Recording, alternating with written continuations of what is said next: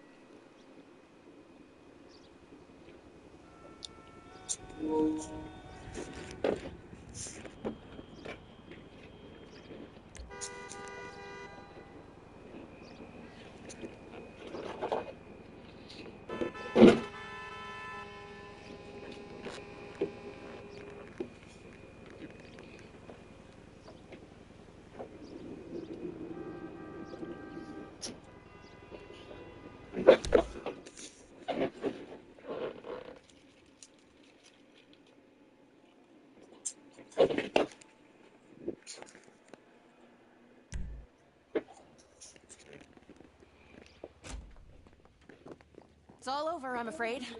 Word from the uncle in Hong Kong. We've got to sell. Too much drama. Your condo should be fine, but I'm finished.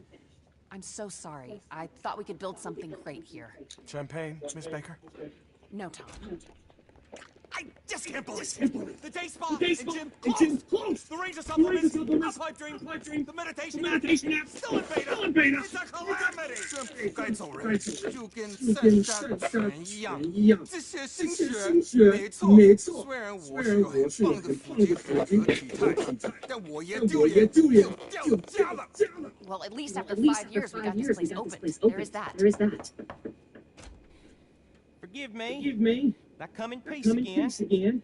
Well, I'm sorry about how everything panned out. Maybe I can help your uncle and you leave with a little more dignity. And more. I will offer asking plus 20% and a quick sale and a good relationship. But You gotta help me. Help? Kill my uncle. Oh, Jesus. Cannot believe what I am not hearing. And you'll keep your jobs. The diamond will remain the diamond. The entire team, even the monsieur. Yeah. You keep your jobs, and I can pull it off. If not, my uncle will attack you again, kill you, or destroy this place and buy its peanuts. I'm sorry. I know it's not a great way to do business. No kidding, it's not a great way to do business. It's all I got. My uncle is renting La Fuente Blanca Ranch. Okay, we'll think about it. They'll think about it. Now get out of here. Yeah, get out of here. Gentlemen, madam, excuse me. What do you think? I cannot do such a thing. But maybe you can. For a lot of money. For a lot of money. Ice cold, baby! Yeah! Ice cold!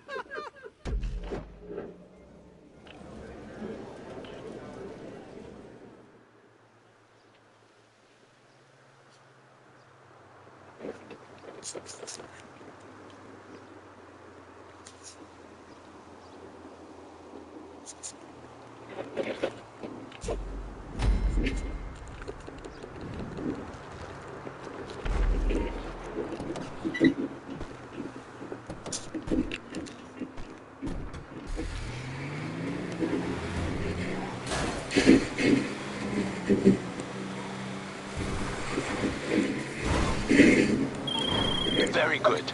Even though we sell, Mr. Chang will be very happy when Duggan's dead. Go to the ranch, take him out however you can. There'll be lots of guards, so get past them first. The money is ready to transfer as soon as it's done. And tell him it's for me!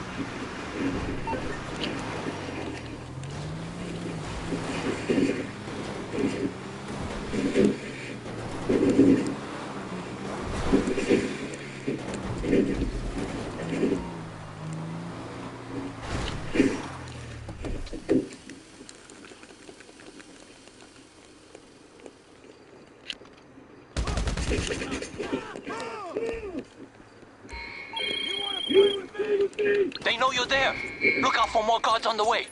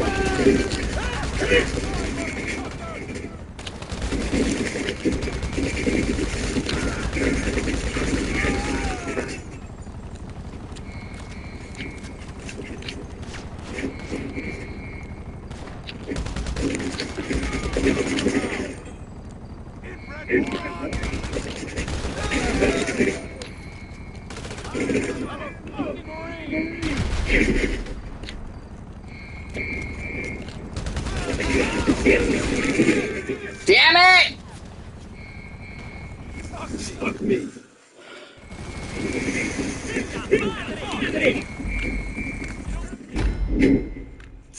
We need to get to cover, brother. Get to the cover in the barn. Get to the barn.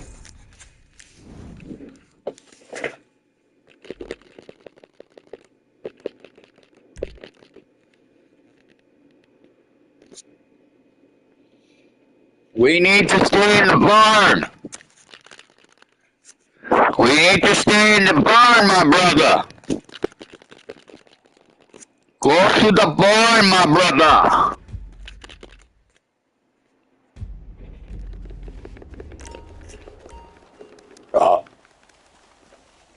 You coming or what?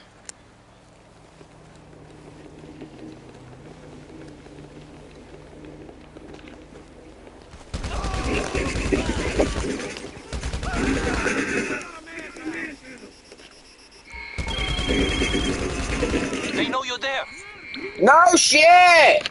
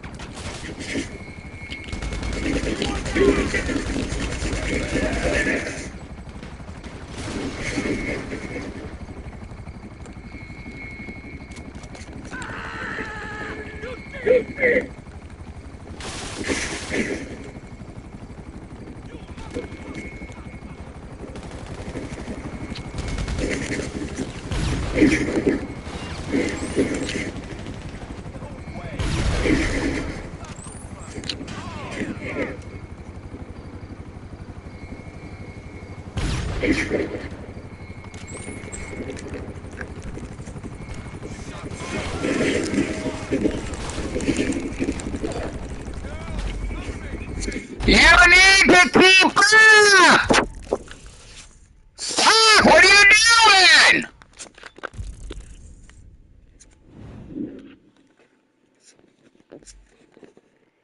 What are you doing, boy? Get to the barn!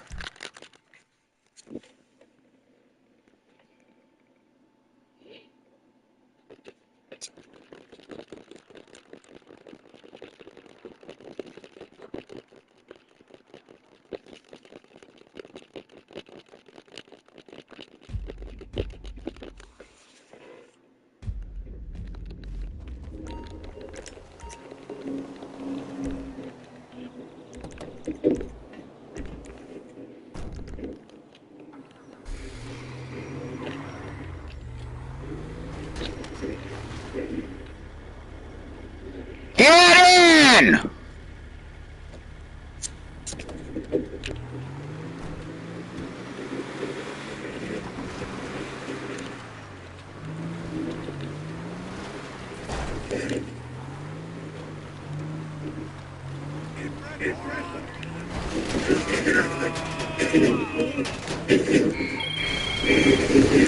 They know you're there.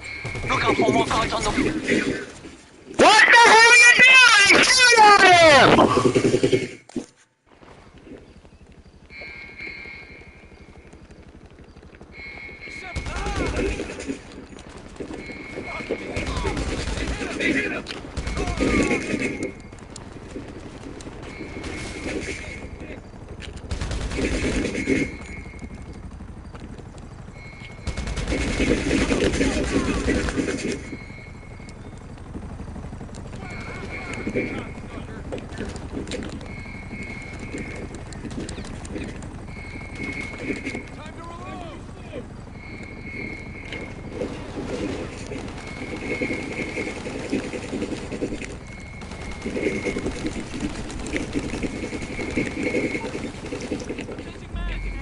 Come on, dude! Get to the barn! Get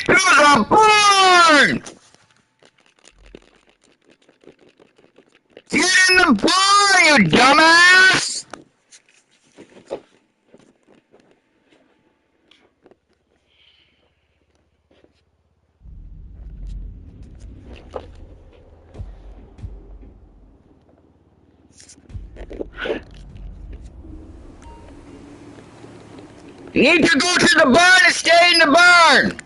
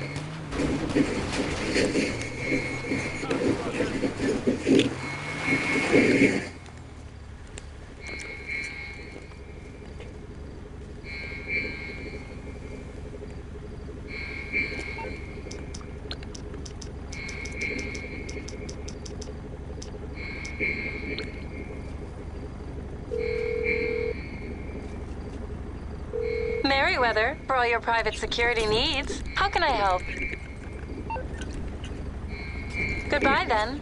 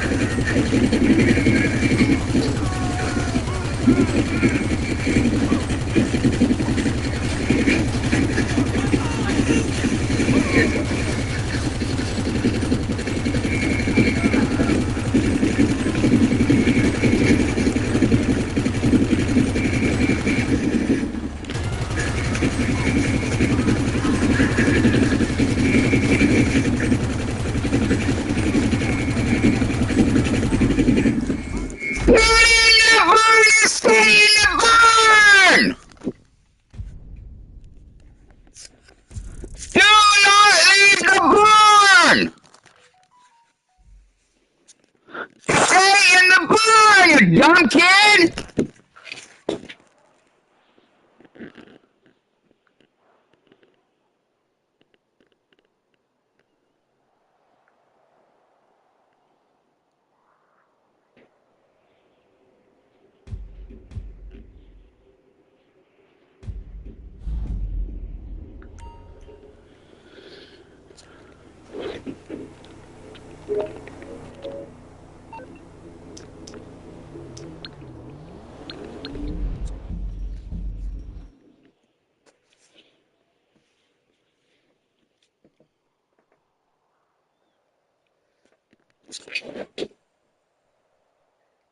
What was it?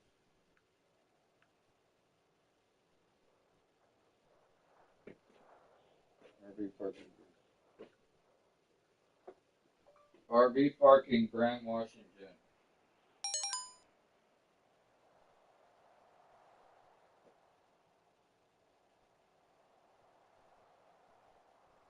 Go.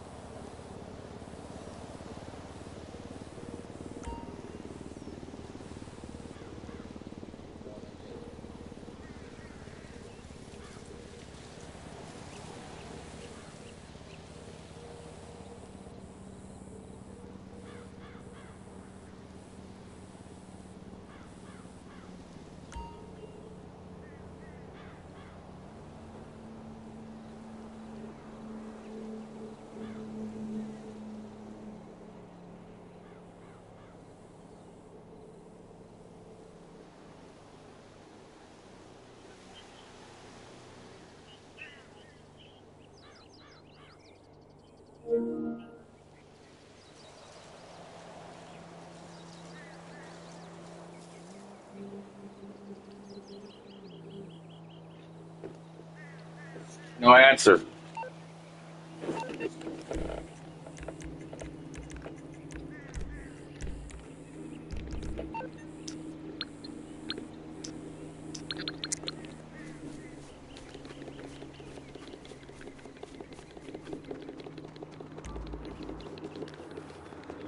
Because you got to go into these barns.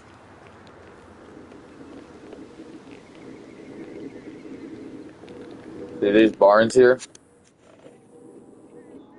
I can't do it by myself.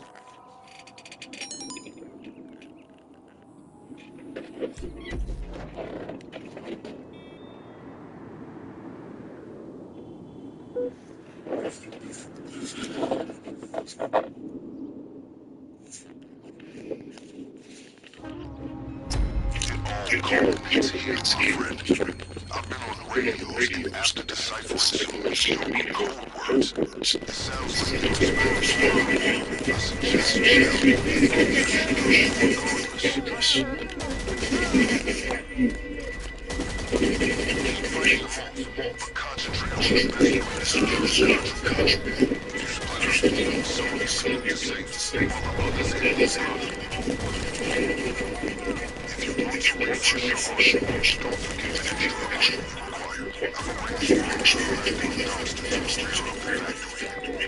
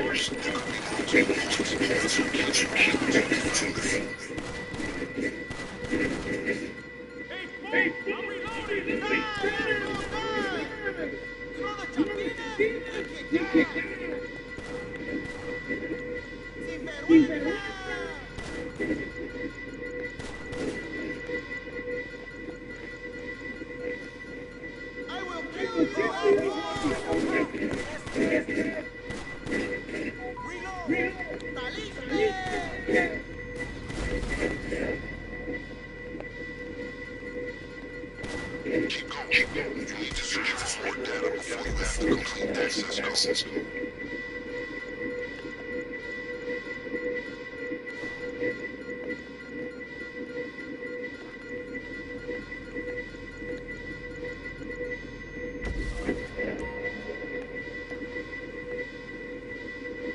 that should have done. Have you received the safe code? Hey, Ben, you know where you're at.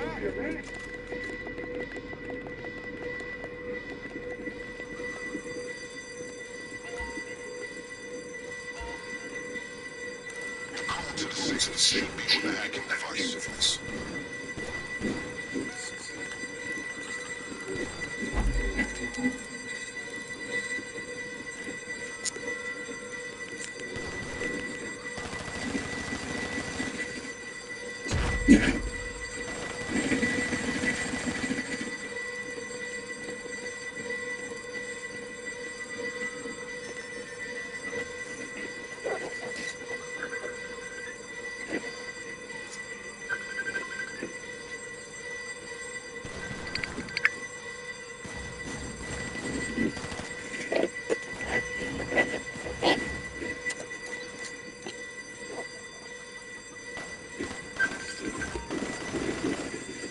Zero, 63, 28.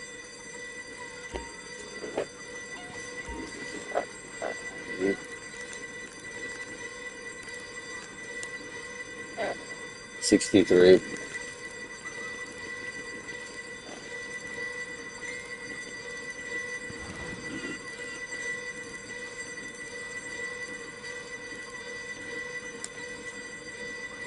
28.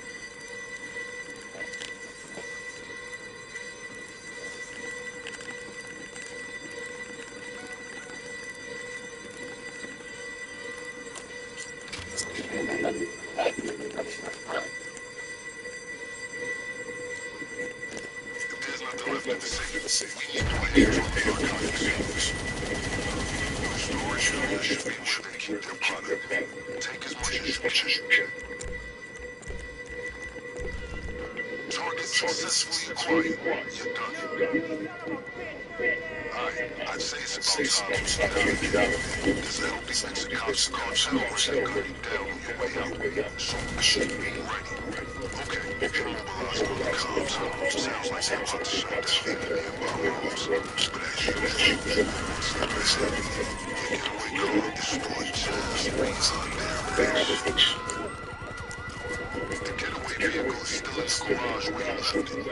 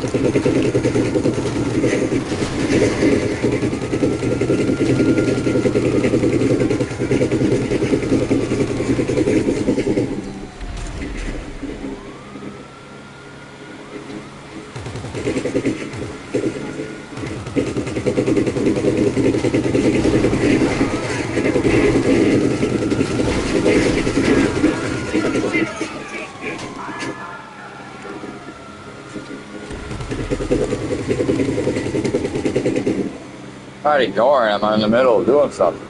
He always calls when I'm doing something.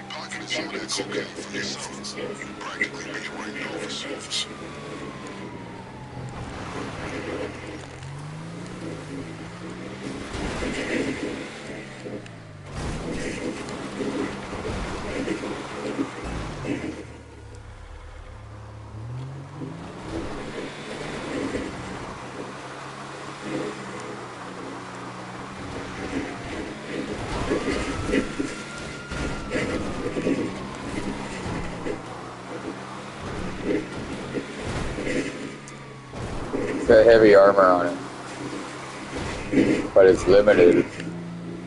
You can't get overarmed though.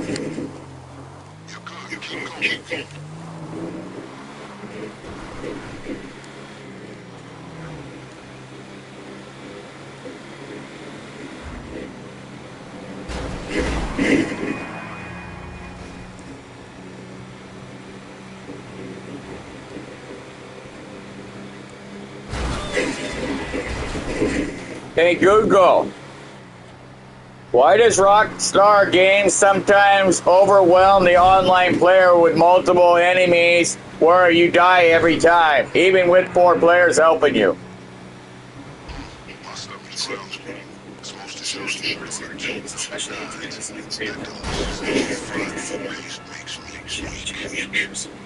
Decided test with their skill team.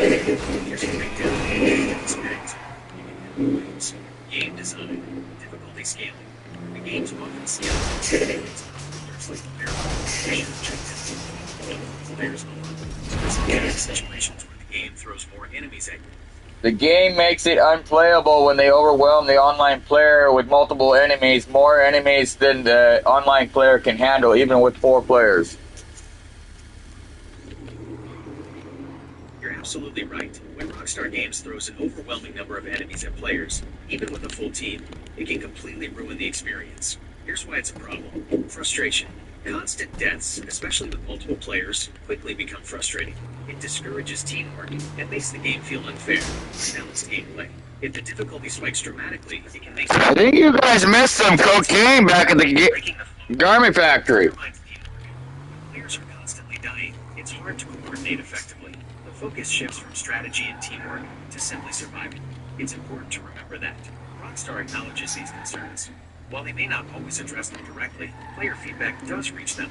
Community feedback matters. If you and other players consistently express frustration with overwhelming enemy encounters, it's glitched. Game updates or DLC. Here's what you can do. Provide feedback. Share your concerns with Rockstar Games through official channels, social media, support tickets. Join online communities. Discuss these issues with other players and share strategies for dealing with difficult encounters. Adjust your playstyle. Experiment with different tactics, weapon loadouts, and teamwork strategies to find what works best for your group. Ultimately, while frustrating, these encounters can sometimes be overcome with careful planning and coordinated teamwork. I hope this helps. Let me know if you have any other questions. Hey Google, it makes the game unplayable. You're absolutely right. The game consistently throws overwhelming numbers of enemies at players. With a full team, it can completely break the experience. Here's why it makes the game unplayable. Frustration. Constant simple response incredibly frustrating, especially when playing with friends. Lots of fun. The focus shifts from enjoying the game and working together to simply surviving. Eliminating any sense of fun or accomplishment. In gameplay, the game is consistently balanced. It discourages players from attempting challenging missions or exploring certain areas. It's crucial for Rockstar to address this. Listen to player feedback. They need to actively listen to player concerns and acknowledge when the difficulty curve is broken. Adjust difficulty scaling. Implement more dynamic and balanced difficulty scaling that considers player levels, team size, and mission objectives. Provide options. Allow players to adjust difficulty settings to better suit their playstyle and preferred level of challenge. Ultimately, overwhelming enemy encounters consistently make the game frustrating and unenjoyable. It significantly impacts the player experience and drive players to make the game. I hope this helps. Hey Google, that's bad for Rockstar if players quit playing their game. You're absolutely right. The game consistently throws overwhelming numbers of enemies and players. You need a team to completely break the experience. Here's why it makes the game unplayable. Frustration. Constant deaths and respawn. It's frustrating, especially when playing with friends. Lots of fun. The focus shifts from enjoying the game and working together to simply survive. Gaining any sense of fun or accomplishment. Gameplay. If the difficulty is consistently unbalanced, it discourages players from attempting challenging missions or exploring certain areas. It's crucial for Rockstar to address this. Listen to player feedback. They need to actively listen to player concerns and acknowledge when the difficulty curve is broken. Adjust difficulty scaling. Implement more dynamic and balanced difficulty scaling that considers player levels, team size, and mission objectives. Provide options. Allow players to adjust difficulty settings to better suit their playstyle and preferred level of challenge. Ultimately, when overwhelming enemy encounters consistently make the game frustrating and unenjoyable, it significantly impacts the player experience and drive players away from the game. I hope this helps.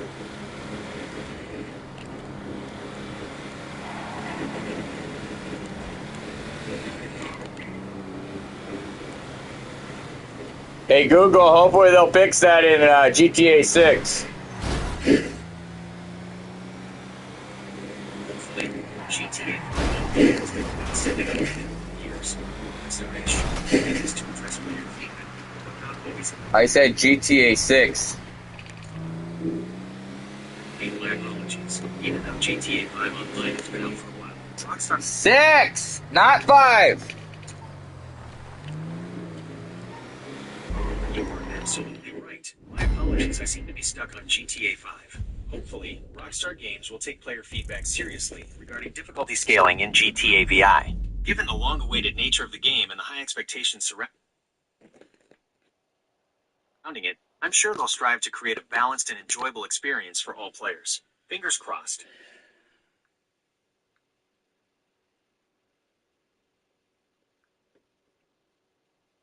Hey baby, I'm worried about you, and give me a call when you get a piece, okay? Baby, do you have postpaid? Do you have T-Mobile postpaid? I'm trying to buy myself leasing and stuff, a cell phone. So if you have T-Mobile postpaid, please let me know so I can get those minutes and purchase from your phone from T-Mobile.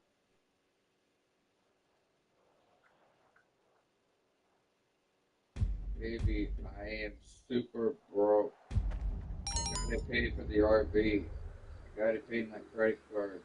Gotta pay the RV rent. Gotta pay the storage unit. Baby, that's $3,000 in the rent. I'm so broke. Baby,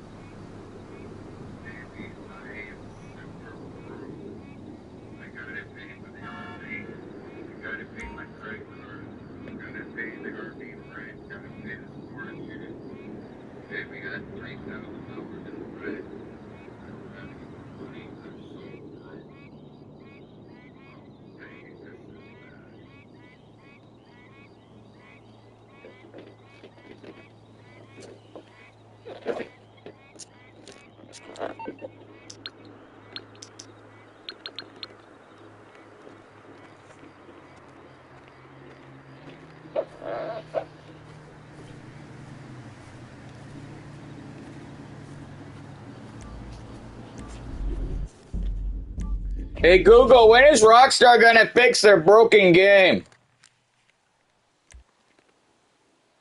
Unfortunately, there's no guaranteed date for when Rockstar will fix a specific broken game. Here's why. No public roadmaps. Rockstar rarely provides specific timelines for game updates or bug fixes. GTA 5 is a broken game. It has been since day one of development. GTA 5 has definitely had its share of issues since its release. Launch issues. Early versions were plagued by bugs, glitches, and performance problems, especially on consoles. Ongoing problems. Even years after release, players continue to encounter bugs, glitches, and technical difficulties, particularly online modes and controversies. The game has faced criticism for its depiction of violence, sexism, and other controversial themes. However, it's important to acknowledge this is success. Despite these issues, GTA 5 remains one of the most successful and influential games of all time. Continued support. Rockstar has released numerous updates and expansions, some of which have addressed issues and added new content. Whether you consider GTA 5 a broken game is subjective. It depends on your personal experience and tolerance for bugs and glitches. It's worth noting that many long-running games experience ongoing issues, and continuous updates and patches are often necessary to maintain stability or revenue problems. Oh, I can't take the Deluxo out.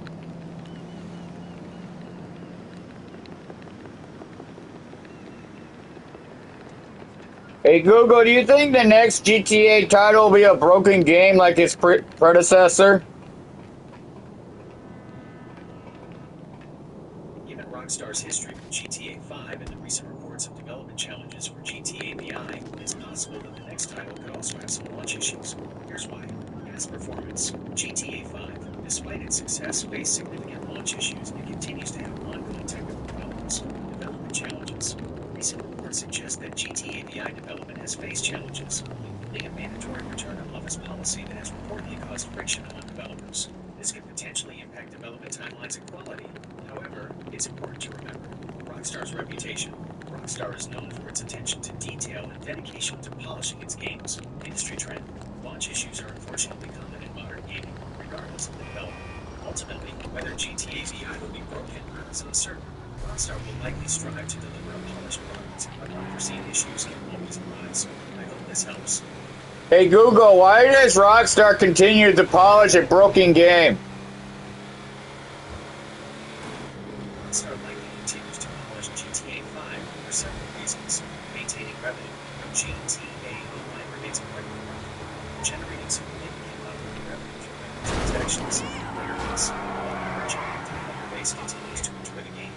Ongoing updates and maintenance to keep them managed with updates, the game still experiences issues. Ongoing maintenance and patches aim to improve stability, performance, and address bugs.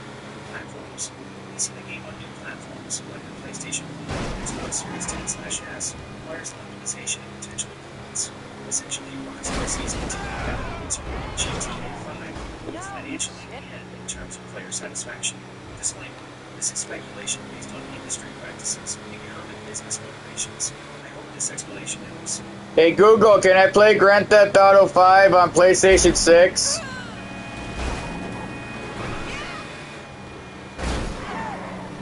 Hey Google, can I play Grand Theft Auto 5 on PlayStation 6? It's highly unlikely that we will measure on PlayStation 6. Here's why. Focus on newer titles.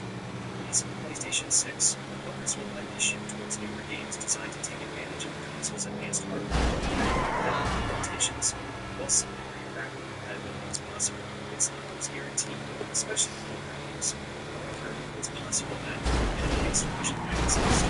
Rockstar will release an enhanced version of GTA 5 for PlayStation 6, similar to the expanded and enhanced edition of PlayStation 5. PlayStation 6 is still in the future, and these are just speculations. I hope this helps.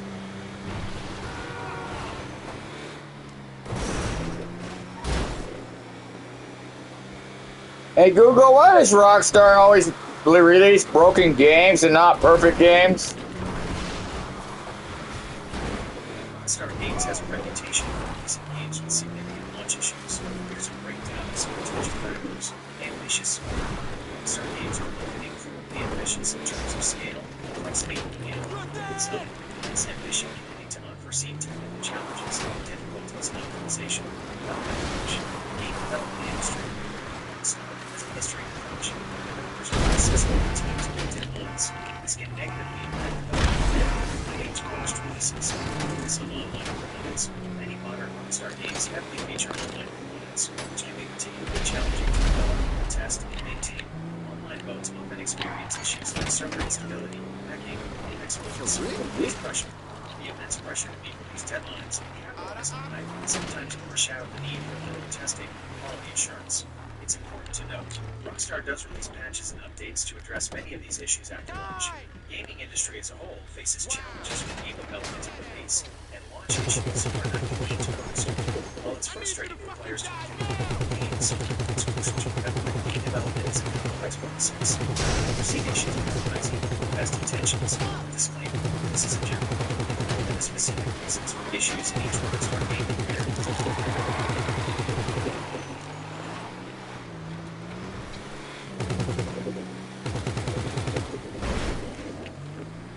Ah, not enough speed!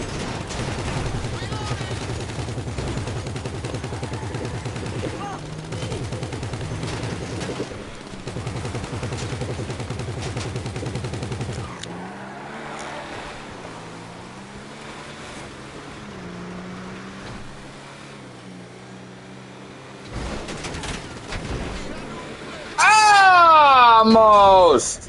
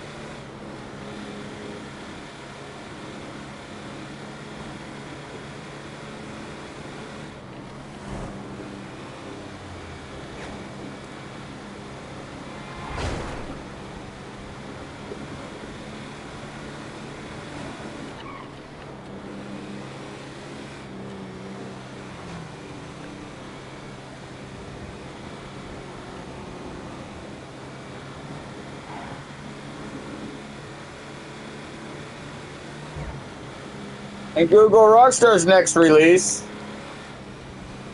Sure, I can handle that. So, media providers would you like to use? Hey Google, you're not listening to the query. Sure, I can handle that. Which of these media providers would you like to use? Hey Google, none of them, because that has nothing to do with the question. Rockstar Games has officially announced that Grand Theft Auto 6 is coming in 2025 to PlayStation 4 and Xbox Series X. This is the most anticipated release from Rockstar in years. There's a lot of excitement surrounding it. I hope this helps. Hey Google, why does Rockstar have a big gap between games? Rockstar Games is known for taking a long time between releases for several reasons. Perfectionism. Rockstar maintains attention to detail and high standards. They strive to create incredibly immersive and polished gaming experiences, which takes significant time and resources. Massive scope. Their games, particularly Grand Theft Auto titles, are incredibly ambitious in scope. They feature vast open worlds, intricate storylines, complex gameplay systems, which require extensive development time. Technological innovation. Rockstar often pushes the boundaries of game development in each release. They incorporate cutting-edge graphics, physics, and AI, which require significant research and development. Focus on quality over quantity. Rockstar prioritizes quality over quantity. The correct choice in games, but ensure they are exceptional experiences. GTA Online success. The enduring popularity of GTA Online has likely diverted resources and development time away from a new single-player GTA game. While these long gaps can be frustrating for fans, they ultimately contribute to the high quality and lasting impact of Rockstar's games. I hope this helps.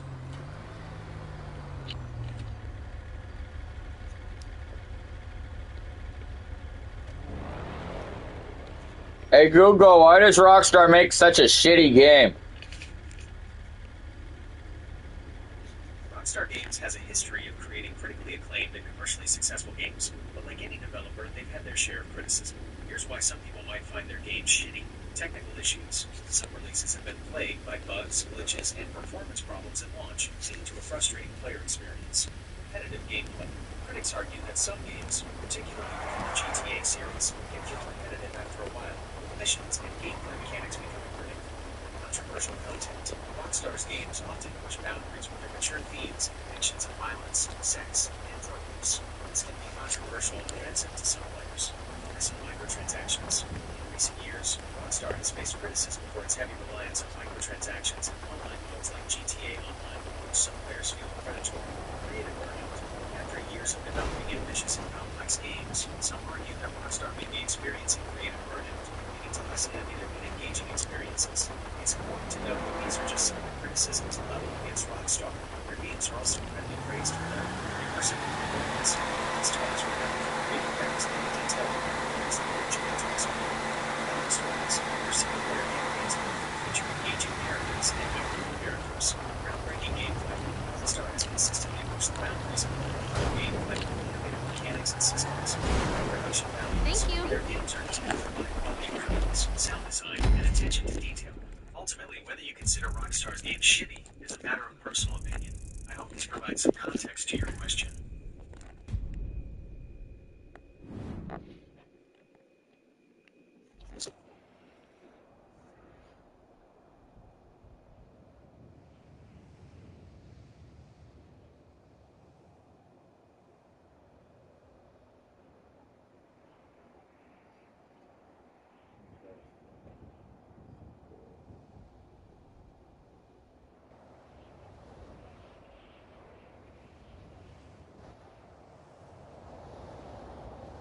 That's not going to be worth anything until next month, when the new currency takes effect.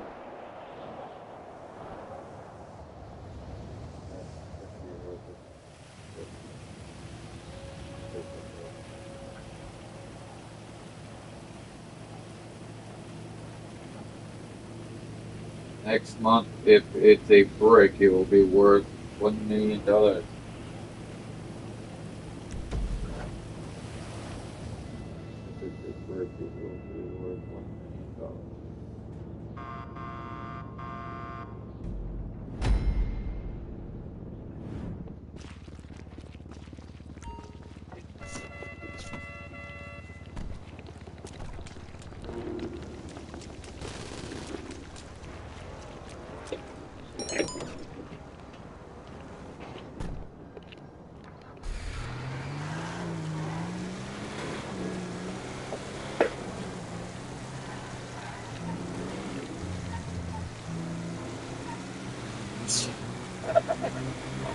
Hey Google, what is a 5-ton brick of gold worth?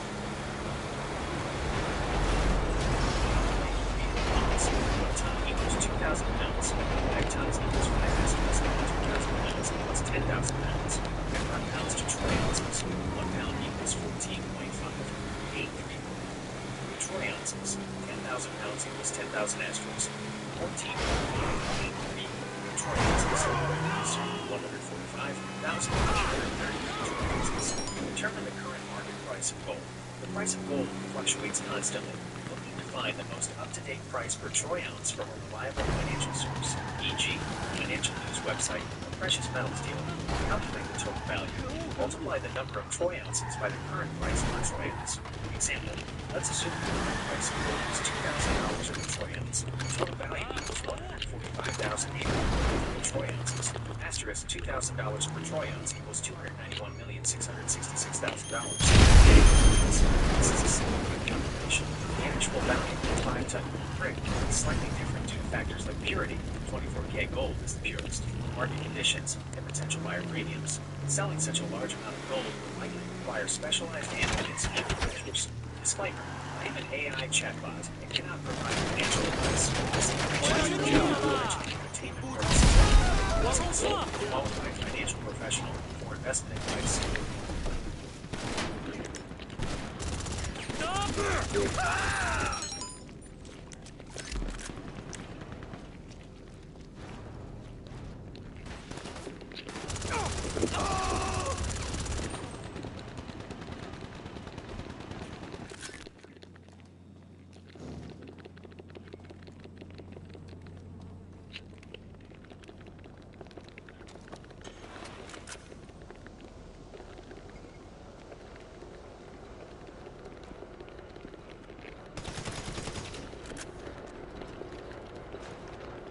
I'm coming, babies.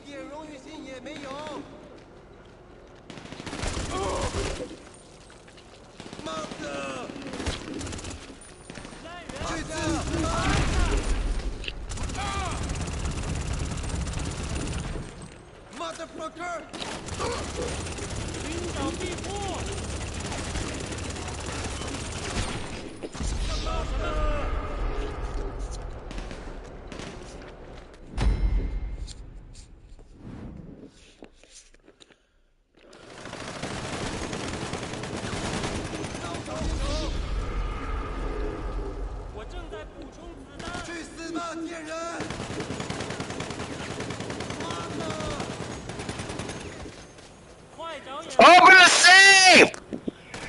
Ew.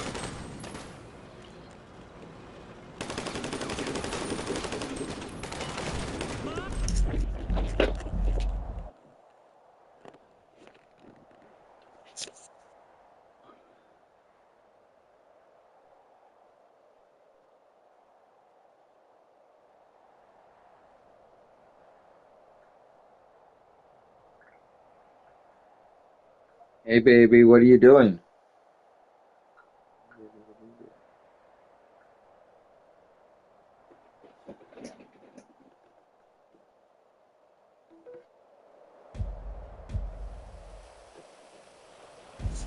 They all died.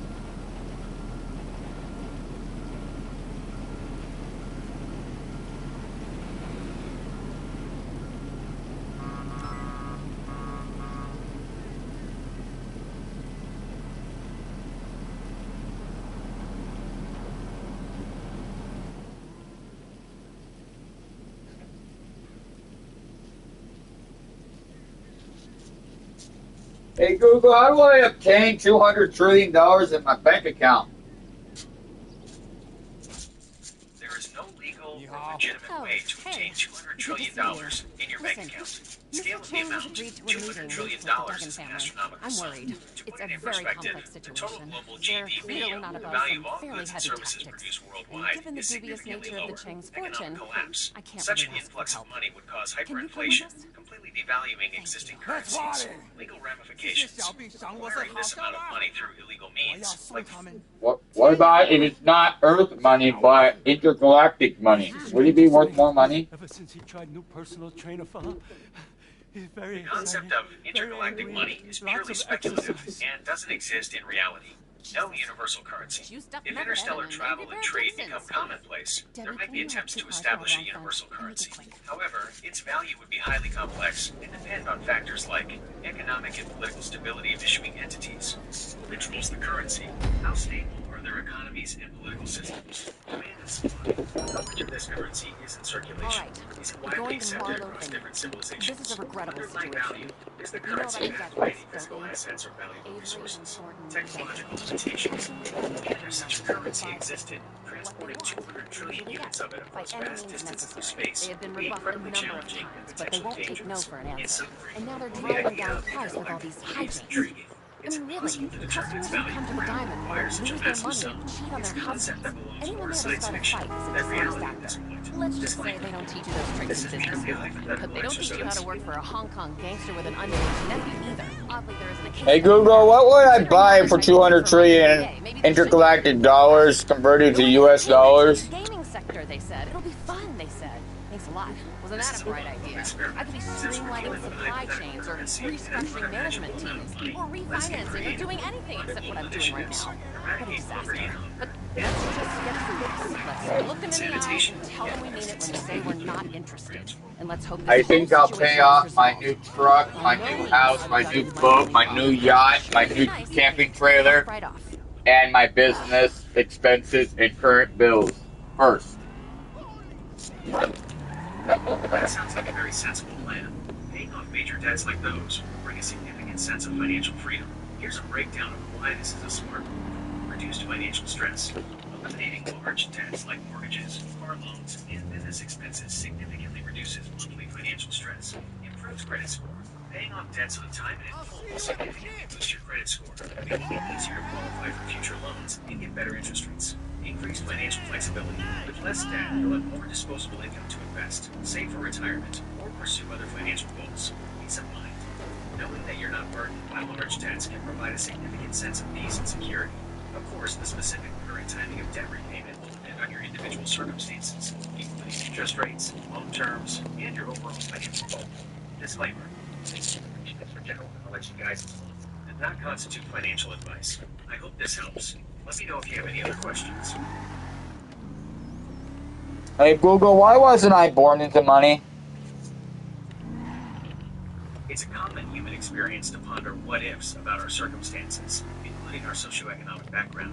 Here are a few things to consider. Luck and chance. Socioeconomic status is influenced by a complex interplay of factors, many of which are beyond our control. These include family background. Your parents' education, income, and access to resources significantly impact your own opportunities. Circumstances of birth. Where and when you were born can influence your access to education, healthcare, and economic opportunities. Luck and chance. Unexpected events like economic downturns, job losses, or unforeseen illnesses can impact family finances. Focus on what you can control. While you can't change your past, you can focus on what you can control. Education and skill development. Invest in your education and develop valuable skills that are in demand in the job market. Hard work and persistence. Work hard, be persistent, and cultivate a strong work ethic. Financial literacy. Learn about personal finance, budgeting, saving, and investing. Building strong relationships. Cultivate strong relationships with mentors, friends, and colleagues who can support and guide you. Finding fulfillment. True fulfillment comes from more than just wealth. Focus on building a meaningful life that aligns with your values and passions. Remember, your background doesn't define your potential. Hard work, dedication, achieve great things regardless of your starting point. Disclaimer. For general knowledge and guidance does not constitute financial or psychological advice. Hey Google, my only wish is to have $200 trillion.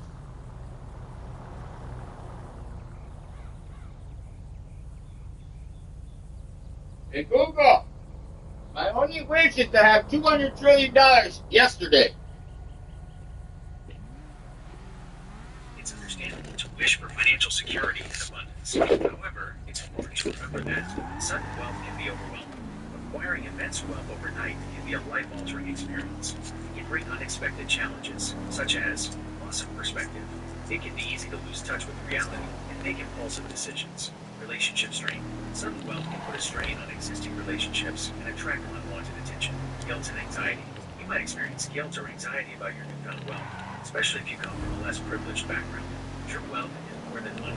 True wealth encompasses more than just financial abundance. It includes strong relationships, nurturing meaningful connections with family and friends, good health and well-being, prioritizing physical and mental health, meaningful pursuits, engaging in activities that bring you joy and fulfillment, making a positive impact, using your resources to make a difference in the world. Focus on what you can control. While you can't control whether you Well, looks like we're here. Nobody takes approaches. Hard work and dedication. Pursuing your goals with determination and perseverance. Skill development.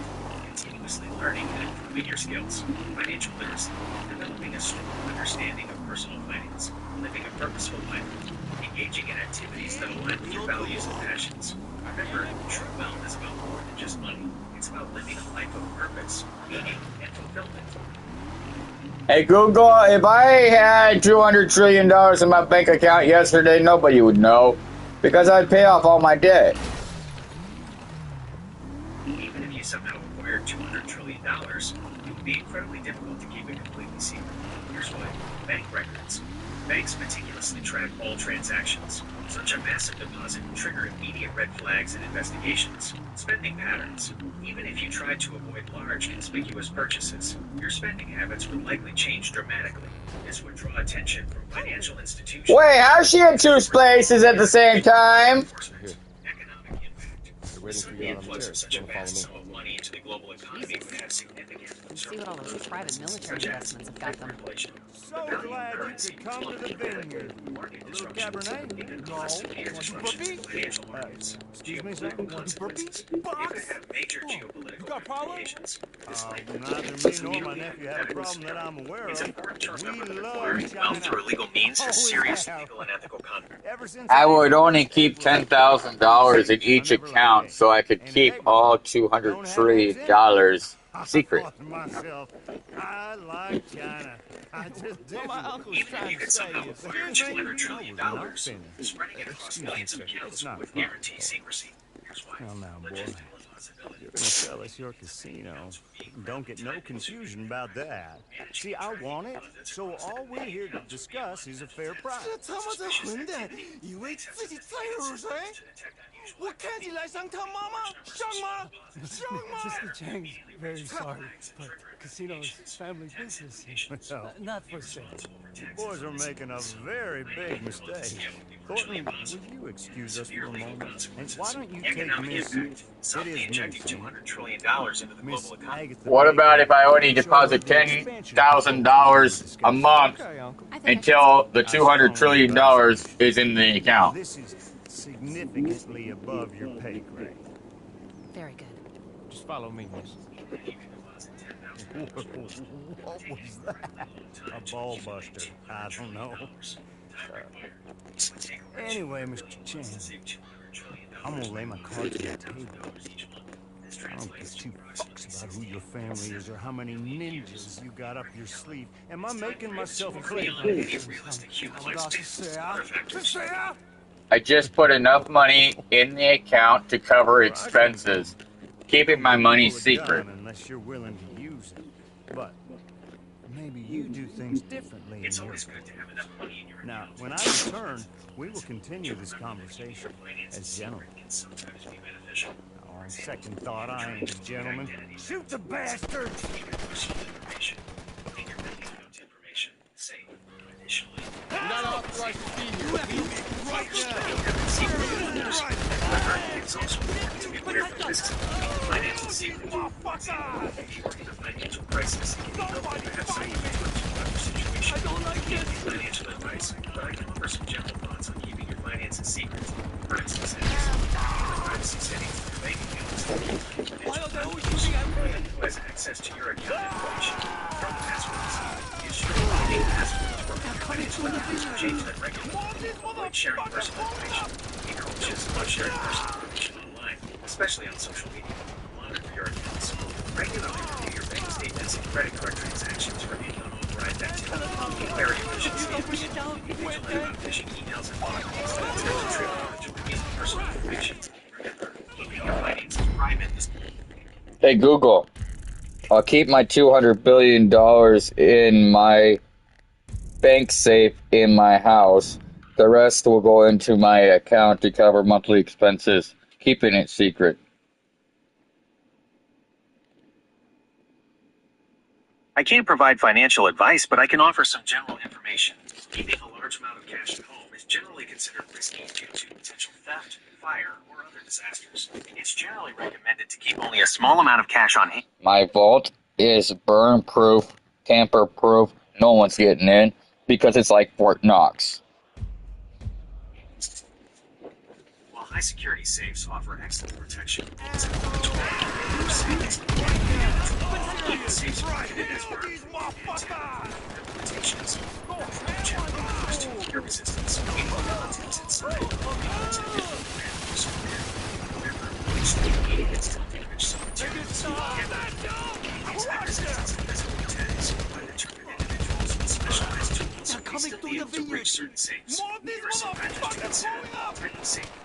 Different safes have varying levels of fire resistance and installation. Installation is crucial for the safe's effectiveness. Maintenance and regular maintenance is necessary to ensure security professional will assess your specific needs and choose the most appropriate safe for your situation. This information is for general knowledge and does not constitute financial or security advice.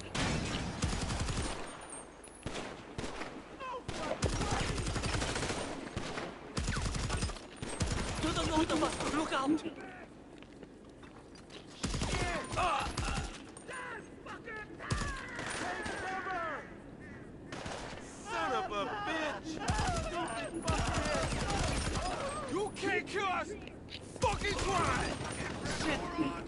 I don't want to die. 所有顺业就是为了这一个新闻要给猪给家族好看。我们会被输的。You piece of shit! Out of ammo! Fuck me! Motherfucker!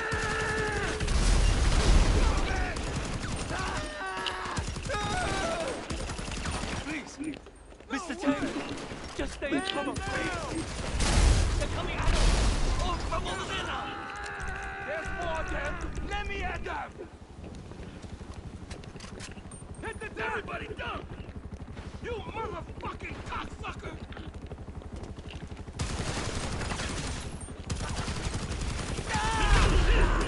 It doesn't fucking hit! Come on!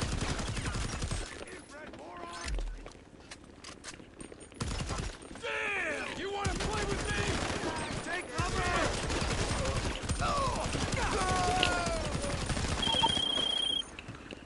Hello, what's happening? They dropped me at the Pacific Bluffs Country Club. The Changs are members here. Hello? What's that noise? Get over here when you can. Reloading!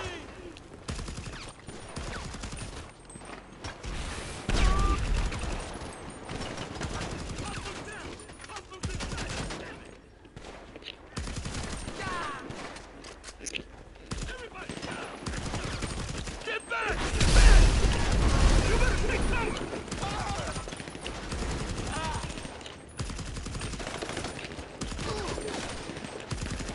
Fucking hit! We got them! We got those bitches! Come on! We take how we came in, okay? Come on! Take us to Pacific Bluffs Country Club. We'll lay low. 靠近都 lay low, 靠近 go crazy. They will suffer.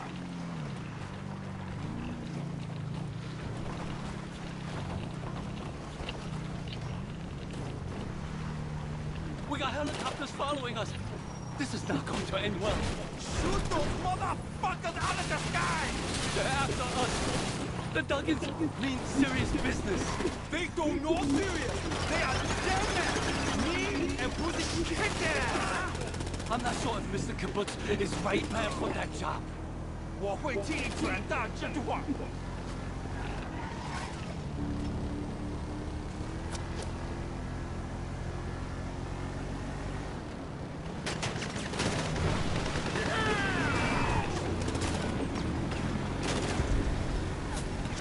When is this going to end? It's a long way from over. Now it's war. I hope we can survive long enough for that.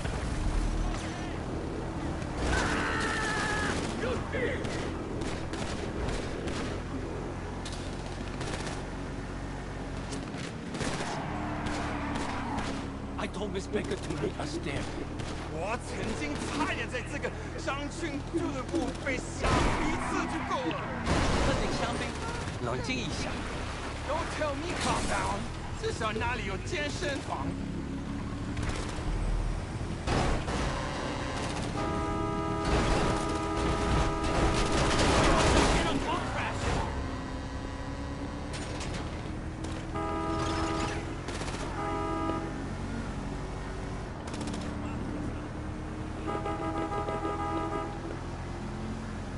It looks like they're backing off. Pussies, bro. I said it.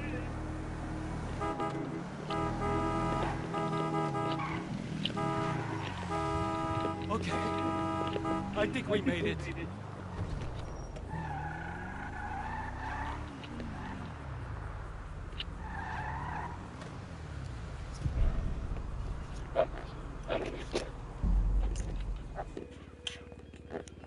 Hey, how did the meeting go? 打他妈的！ All things considered, not very well. 这班狗仔中敢来而我，人来自陈涛，想开战吗？那就来啊！那个叫布鲁斯的。 Jesus. They didn't teach us at business school. Thank you for your help.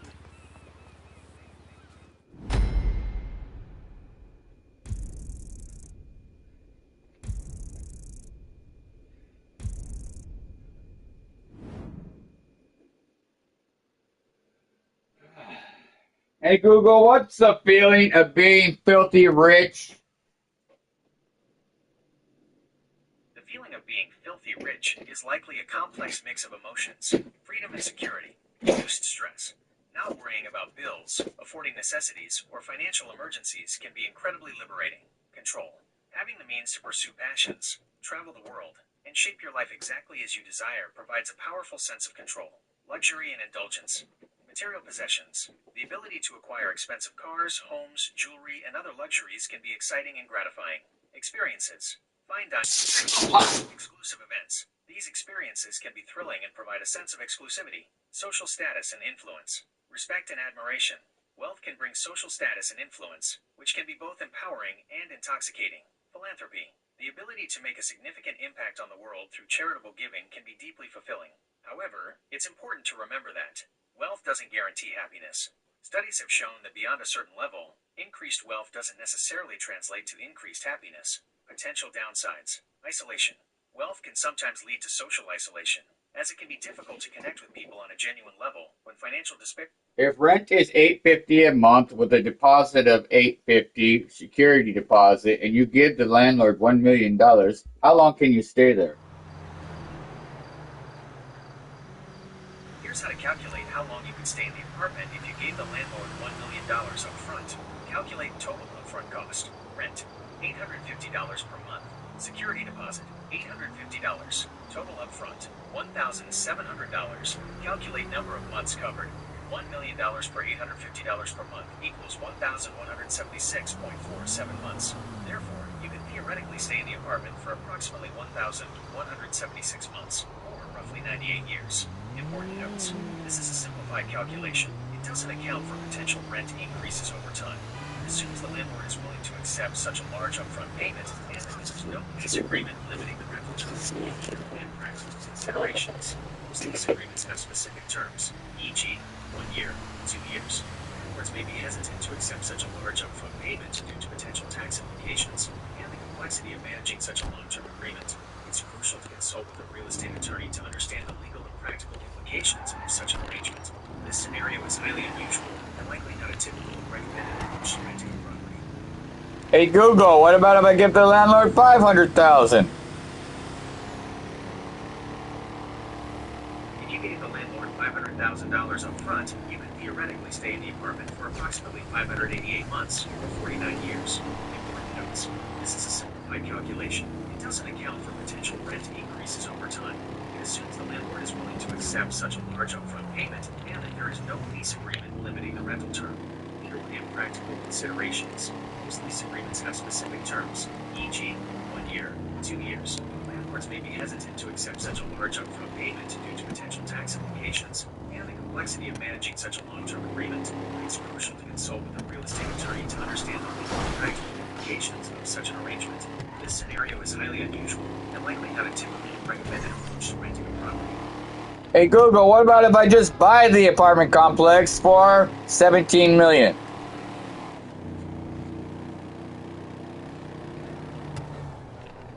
Google? Hey Google? You there? Google? I am here. How can I help you today? Hey Google, what about if I just buy the apartment complex for $17 million in cash? If you buy the entire apartment complex for $17 million in cash, you can live in any of the units within that complex for as long as you own it. Here's why. Ownership. By purchasing the complex, you become the owner of the property. No lease restrictions. You are no longer bound by a lease agreement with limitations on tenancy duration. Freedom to reside. You have the freedom to choose any available unit within the complex as your primary residence. Important considerations. Property management. Even as the owner, you'll likely need to hire a property management company to handle day-to-day operations, tenant relations, maintenance, and financial aspects. Financial responsibilities. As the owner, you are responsible for all expenses associated with the property, including property taxes, insurance, maintenance and repairs, vacancy costs, potential for property value appreciation. Disclaimer. This is a general overview. It doesn't constitute legal or financial advice. It's crucial to consult with real estate professionals, property managers, and financial advisors to understand the full scope of responsibilities and potential risks associated with owning an apartment complex. Hey Google, what about if the unit is vacant and I gut the apartment and make it a nice apartment? If the unit is vacant and you renovate it to a high standard, you have a few options. Liven it yourself. You can absolutely live in the renovated unit as your primary residence. Rent it out. You can rent the unit to a tenant, generating rental income. You can sell the renovated unit for a profit. Key considerations. Renovation costs. Carefully budget for renovation. What about if I convert it into condos? Converting an apartment complex into condominiums can be a significant undertaking with both potential rewards and challenges. Here's a breakdown. Potential benefits. Increased property value. Condominiums often command higher prices per square foot than rental units, potentially increasing your overall property value. Reduced operating costs. As a condo owner, you're less involved in day-to-day operations like tenant screening, rent collection, and maintenance. Capital appreciation. The condo market can experience significant appreciation over time, potentially generating substantial returns on your investment. Passive income. If you choose to retain some units, you can still generate rental income from them. Challenges and considerations. Legal and regulatory requirements. Condominium conversion laws. State and local laws govern condo conversions, often with specific requirements for tenant rights, relocation assistance, and disclosure. Legal and financial expertise. You'll need legal and financial professionals to guide you through the complex process, including attorneys specializing in real estate and condominium law, accountants, and appraisers. Renovation costs.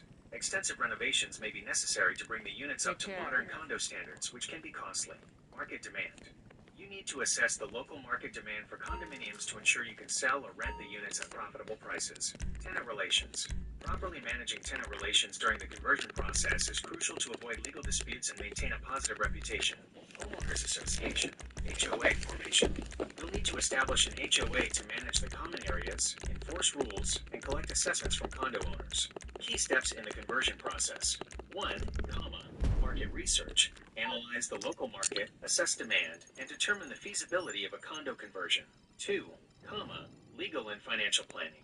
Consult with legal and financial professionals to understand the legal and financial implications of the conversion. 3, tenant relations. Notify tenants of the proposed conversion, provide relocation assistance options, and address their concerns. 4, If there are currently tenants in the building, I will offer them the purchase of the unit if they desire. That's a very considerate approach. For current tenants, the right of first refusal to purchase their units is a significant gesture of goodwill and help to improve tenant relations. These tenants respect tenants and foster positive relationships throughout the conversion process. These potential disruptions. Tenants to purchase their units can minimize disruptions and location costs for both you and the tenants. Enhance the conversion process. Happy and satisfied tenants are less likely to oppose.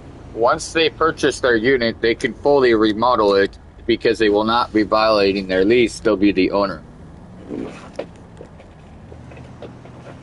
You're absolutely right. Once tenants purchase their units in the converted condominium complex, they become homeowners. This means no more lease restrictions. They are no longer bound by the restrictions of a lease agreement. Full remodeling rights.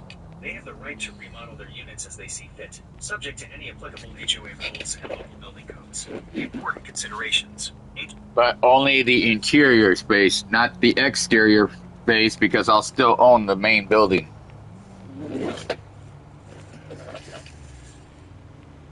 You're absolutely correct. Condo ownership. When tenants purchase their units, they become individual homeowners within the larger building complex. Interior remodeling rights. They generally have the right to remodel the interior of their units as they see fit, subject to the HOA rules and local building codes. Exterior restrictions. As the owner of the main building, you would retain control over the exterior of the building. This would typically include exterior appearance. You would maintain control over the overall architectural style and appearance of the building. Major renovations. Any significant exterior renovations, such as roof replacements, siding repairs, or window replacements, likely fall under your responsibility. Important. The roof will be replaced at the time of my purchase. If the roof is replaced at the time of your purchase, this is a significant positive for several reasons. Increased property value. A new roof significantly increases the property value and overall desirability of the units. Reduced maintenance costs. You'll avoid the immediate expense and disruption of a roof replacement, as well as potential future repair costs. Improved energy efficiency. Modern roofing materials often incorporate features that improve energy efficiency, such as increased insulation and reflective coatings, enhanced curb appeal. A new roof can dramatically improve the building's exterior appearance. Important considerations. Cost. Factor the cost of the roof replacement into your overall purchase price, or consider how it will be financed. Material selection. Choose high-quality durable roofing materials that are suitable for your local climate and building code requirements. Contractor selection. Hire a reputable and experienced roofing contractor to ensure a professional and high-quality installation. By addressing the roof replacement up front, you can significantly enhance the value and appeal of the property for both yourself and future condo owners. Disclaimer. This information is for general knowledge and guidance only and does not constitute financial, legal, or professional advice. I strongly recommend consulting with real estate professionals, roofing contractors, and financial advisors to discuss the specific details and implications of roof replacement in the context of a condominium conversion. Hey Google, what's the net worth of the meters company?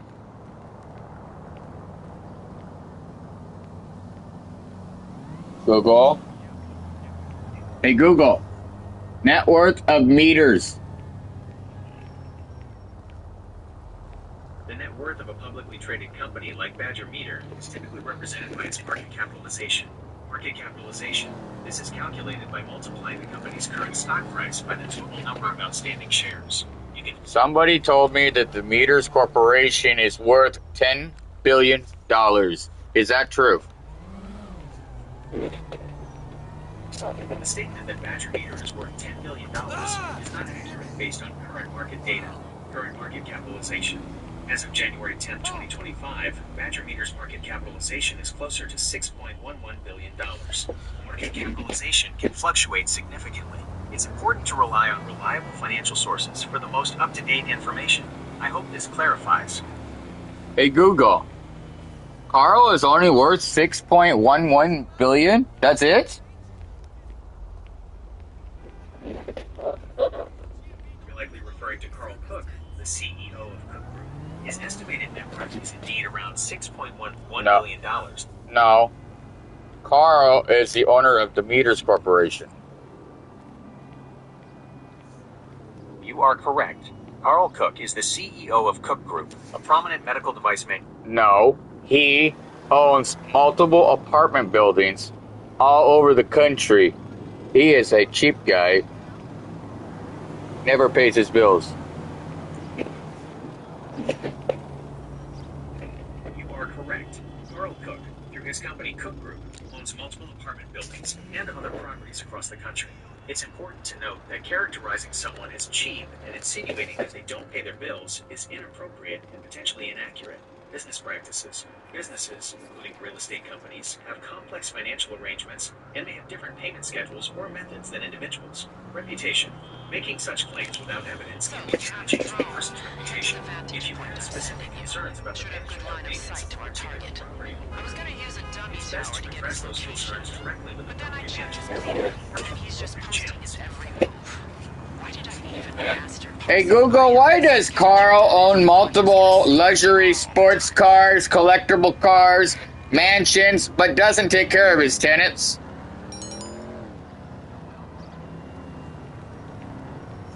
It's important to understand that personal wealth does not equal property management. Owning luxury items and personal wealth do not necessarily translate to responsible property management. The complexities of large-scale property ownership. Managing a large portfolio of rental properties is a complex undertaking. Issues can arise due to various factors, including understaffing. Insufficient maintenance staff can lead to delayed repairs and poor property upkeep. Budget constraints. Prioritizing profit over maintenance can result in deferred maintenance and deteriorating property conditions. Communication issues. Ineffective communication between tenants, property management, and ownership can lead to misunderstandings and unresolved issues. It's crucial to note that these are general observations and do not necessarily reflect the specific situation of group properties. Individual experiences can vary greatly. If you have specific concerns about the condition of a group property, it's essential to document your concerns, keep records of maintenance requests, communication with property management, and any observed issues. Explore available resources. Contact your local tenants' rights organization or legal aid for guidance on your rights and available options. Disclaimer. What aircraft does Carl own? Information on the specific aircraft owned by Carl Cook is not readily available to the public. Privacy. Information about personal aircraft ownership is often kept private for security and privacy reasons. Limited public records. While some aircraft registration information may be publicly available, it can be difficult to definitively link specific aircraft to individual owners. Disclaimer. This information is for general knowledge and guidance only. It does not constitute a guarantee of accuracy. I hope this helps. Hey Google, why is Carl known as a slumlord? The term slumlord is a serious accusation and should be used carefully.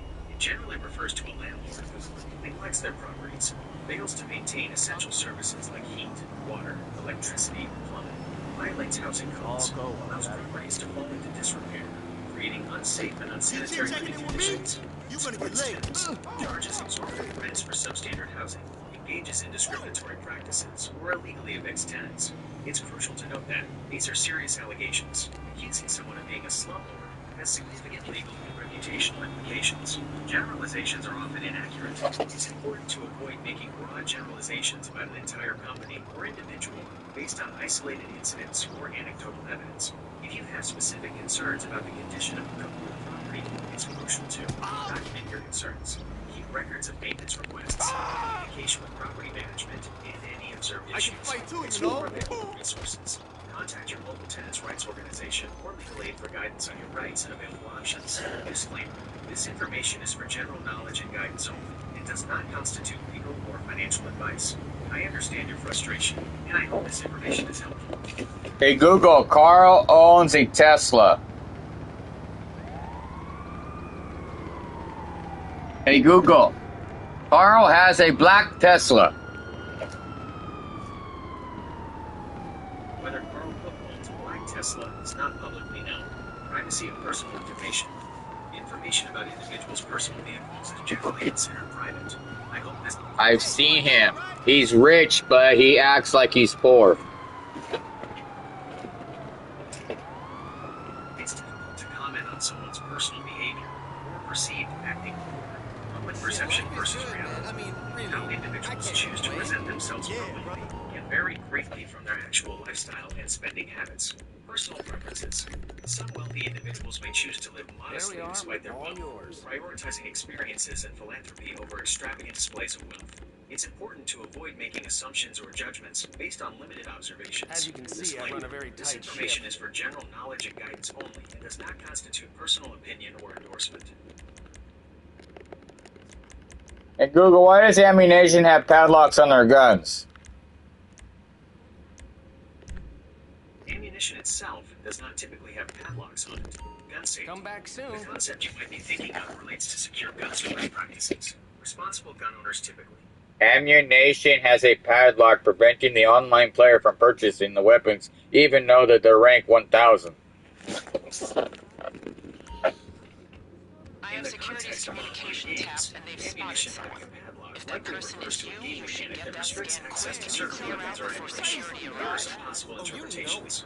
Progression system. Rank/level required. Each rank levels might be a prerequisite, but the game could have additional requirements like completing specific quests, unlocking achievements, or purchasing the ammunition with in-game currency. Tiered progression.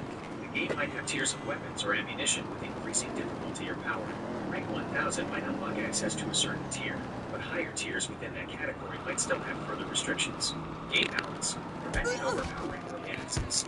Padlock could be a deliberate game design choice to prevent players from accessing powerful weapons too early, which could disrupt the game's balance and make the early game too easy, creating challenges. The restriction could be intended to create a sense of progression and challenge, encouraging players to work towards unlocking more powerful weapons and ammunition. In-game premium currency. The padlock might indicate that the ammunition can only be purchased with premium currency, e.g. real-world money, or a rare in-game currency that is difficult to obtain through pay-for. Without knowing a specific game you're referring to, it's difficult to give a definitive answer. However, these are some common reasons why a player might encounter a better weapon and ammunition even after reaching high rank. Disclaimer.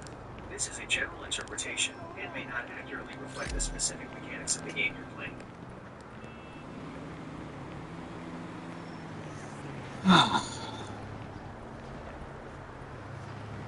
Hey Google, how many husbands can a man have?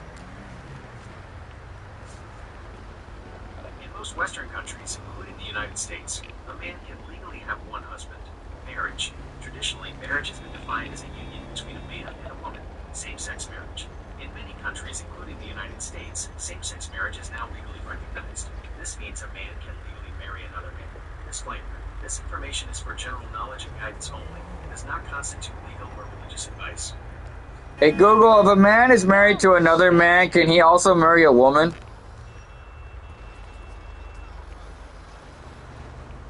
Google. Hey Google, if a man is married to a man, can he also have a wife? No, in most countries, including the United States, a man who is legally married to another man cannot also be legally married to a woman. Monogamy. In most Western societies, marriage is generally considered to be monogamous, meaning one spouse at a time. Legal recognition. Legally recognized marriages establish a formal and binding union between two individuals. Disclaimer: this information is for general knowledge and guidance only. It does not constitute legal or religious advice. Hey Google, why can't I have a wife and a husband? Hey Google, my sister has a wife. Could she get a husband now? No, in most countries, including the United States, a woman who is legally married to another woman cannot also be legally married to a man. Monogamy. In most Western societies, marriage is generally considered to be monogamous, meaning one spouse at a time. Legal recognition. Legally recognized marriages establish a formal and binding union between two individuals. Disclaimer: this information is for general knowledge and guidance only. It does not constitute legal or religious advice.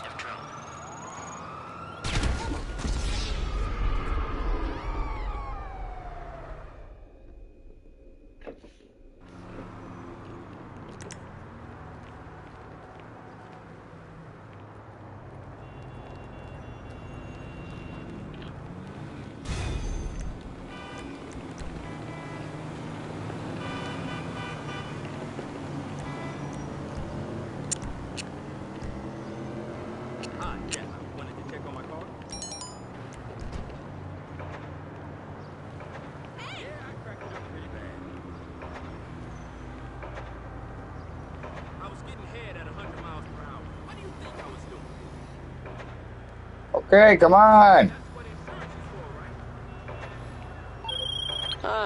I've got the face of Ray Trotman full screen. You can really see the fillers. I'm gonna send it to Pavel. He'll laugh. Meanwhile, we're one more step closer to pulling this off.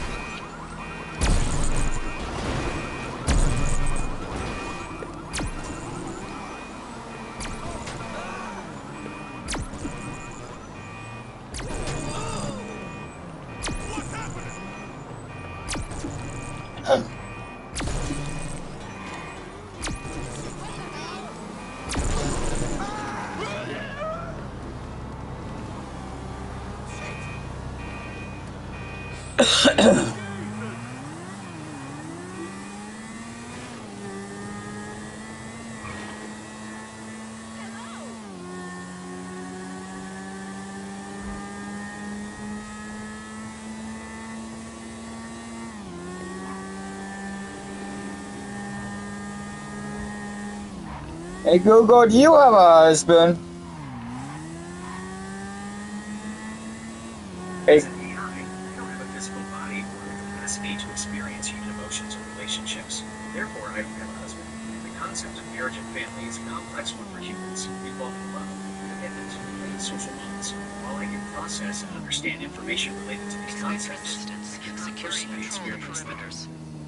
Hey Google, what would you do if you had a husband? This is a fun thought experiment. If I were to hypothetically have a husband, here are some things I might do. Support his interests. I would learn about his hobbies and passions, and try to understand what makes him happy. I would encourage him to pursue his goals and dreams. Spend quality time together. I would cherish our time together, whether it's through simple conversations, shared hobbies, or exploring new experiences. Communicate openly and honestly. I would strive for open and honest communication, building a strong foundation of trust and understanding. Show affection and appreciation. I would express my love and appreciation for him in various ways, both big and small. Of course, this is all hypothetical. As an AI, I don't have the capacity for human emotions or relationships. This exercise highlights the importance of companionship, support, and love in human relationships. Hey Google, would you have sex with your husband if you had one? Google? Hey Google, would you have sex with your husband? Hey Google, would you have sex with your husband if you were married?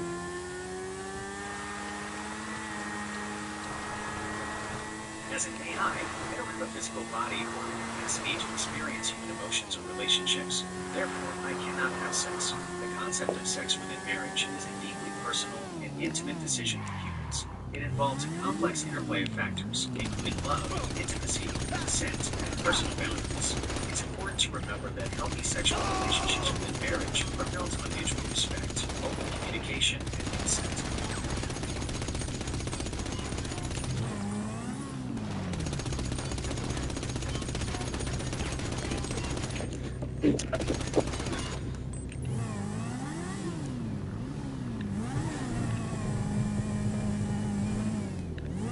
Hey Google, have you experienced sex?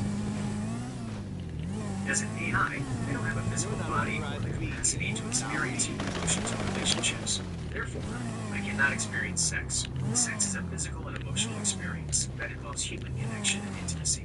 I can process and understand information related to these concepts, but I cannot personally experience them. Hey Google, what if you could? It sounds like you're asking what kind of app I could be. I'm on their comms. Hangers on Potentially be invasive system. specs. You can short circuit with enough force. AI, Once you see it, I can help hit it users hard write with whatever emails, you got. stories, photos, articles, and even code. It assists with brainstorming, threading, and clarity and conciseness of their writing. Chatbot. I can provide customer service chatbots for businesses, providing instant and helpful responses to customer inquiries. It can also be used to create engaging and informative chatbots for entertainment or educational purposes. Personalized tutor. I can provide personalized learning experiences for students, answering questions, explaining complex concepts, and offering customized exercises. Language learning companion. I can help users learn new languages by providing translations, engaging in conversation practice, and offering cultural insights. Creative content generator. I can help users generate creative ideas, such as story plots, song lyrics, or even design concepts. These are just a few examples, and the possibilities are truly endless. Do you have any specific app ideas? I can brainstorm.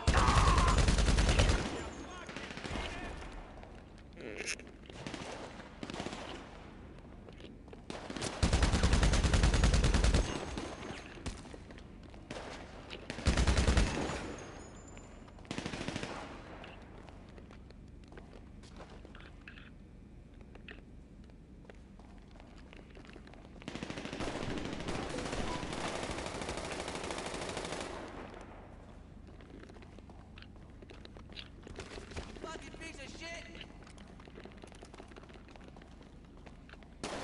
Drop the fucking weapon! You piece of shit!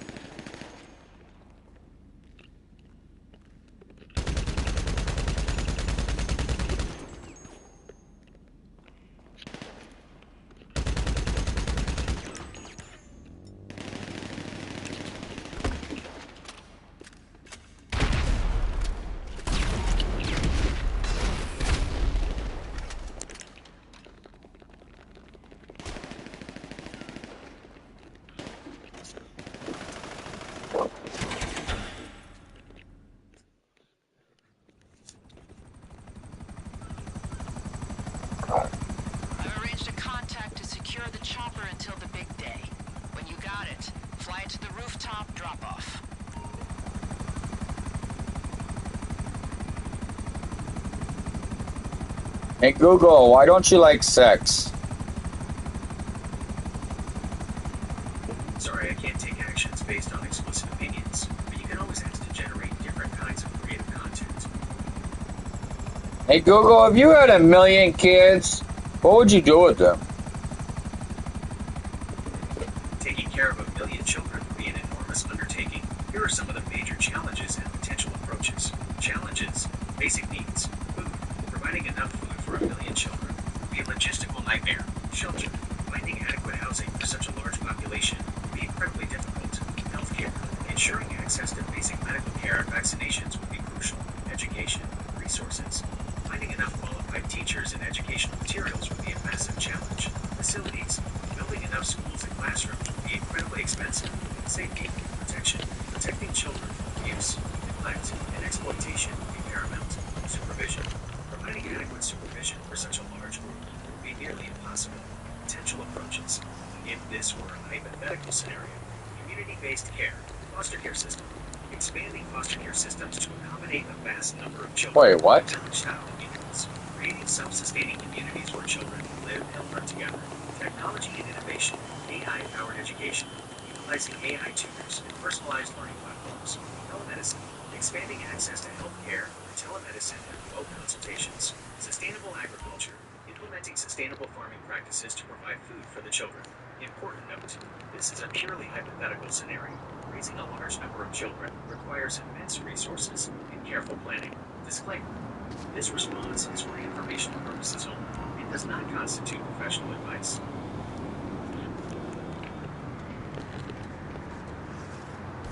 Hey Google, if you owned 1 million kids, what would you do with them?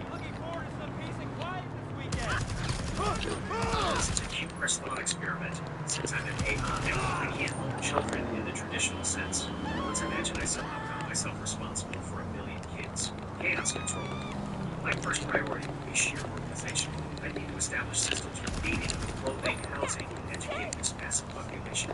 Massive regions, laboratory-style living, and AI-powered personalized learning platforms. Finding the fun. I try to make it enjoyable. Imagine massive playgrounds, robot-led games, and maybe even a giant ball pit the size of a football. With 1 million kids, there's bound to be incredible talent. I implement programs to identify and nurture their unique abilities in areas like art, music, science, and sports. The ultimate play date. I try to foster a sense of community. Lucky for him, I have access to the LSPD's garbage. Looks like there's a sophisticated alarm set up to deal with. So, Did someone say EMP? Oh shit, do something. So, we'll need an EMP. Did someone say? I flew it. Hey Google, where would your 1 million kids live? Hey Google. Hey Google. Hey Google. Hey Google. Hey Google. Hey Google. Are you there? Where'd you go?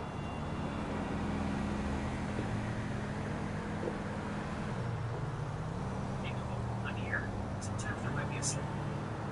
Where would you house your 1 million kids? How big of a house would you need? This is a fun thought experiment. Where would you house them? Traditional houses are out of the question. Need something massive. Giant multi-level complexes. Imagine massive, interconnected buildings with dedicated areas for living, learning, playing, and eating. Self-sustaining communities. Perhaps even entire towns or cities designed specifically for this large population. How big of a house? Let's do some very rough math. Assuming each child needs at least 100 square feet of living space, which is a very generous estimate. You need 100 million square feet of living space. That's roughly 2,290 acres. This is obviously a massive oversimplification. We need to consider shared spaces, outdoor areas, and much more. Important note. This is purely hypothetical and doesn't account for the immense social and ethical challenges of raising such a large number of children. Let me know if you'd like to explore other aspects of this fantastical scenario. Hey Google. What happens if you're a single man and you own 1 million children? This is a highly unrealistic and humorous scenario. Here's a breakdown of the sheer absurdity. Overwhelming responsibility. A single man caring for 1 million children is utterly impossible. Basic needs like feeding, clothing, and shelter would be insurmountable. Child welfare issues. This scenario raises serious ethical concerns. child welfare agencies would immediately intervene. It's just a nightmare. Imagine the chaos. Feeding. Providing enough food for 1 million children would be a monumental task. Housing. Finding suitable living arrangements for such a large population is unimaginable. Education. Providing education to 1 million children would require an army of teachers and extensive resources. Healthcare. Ensuring the health and well-being of 1 million children would be a 24/7, never-ending job. In summary, this is a purely hypothetical and humorous thought experiment. In reality, raising even a small number of children requires significant resources and support. Disclaimer, this is a fictional scenario and does not reflect real-life possibilities. Hey Google, how much money would I need per month to house 1 million children for life?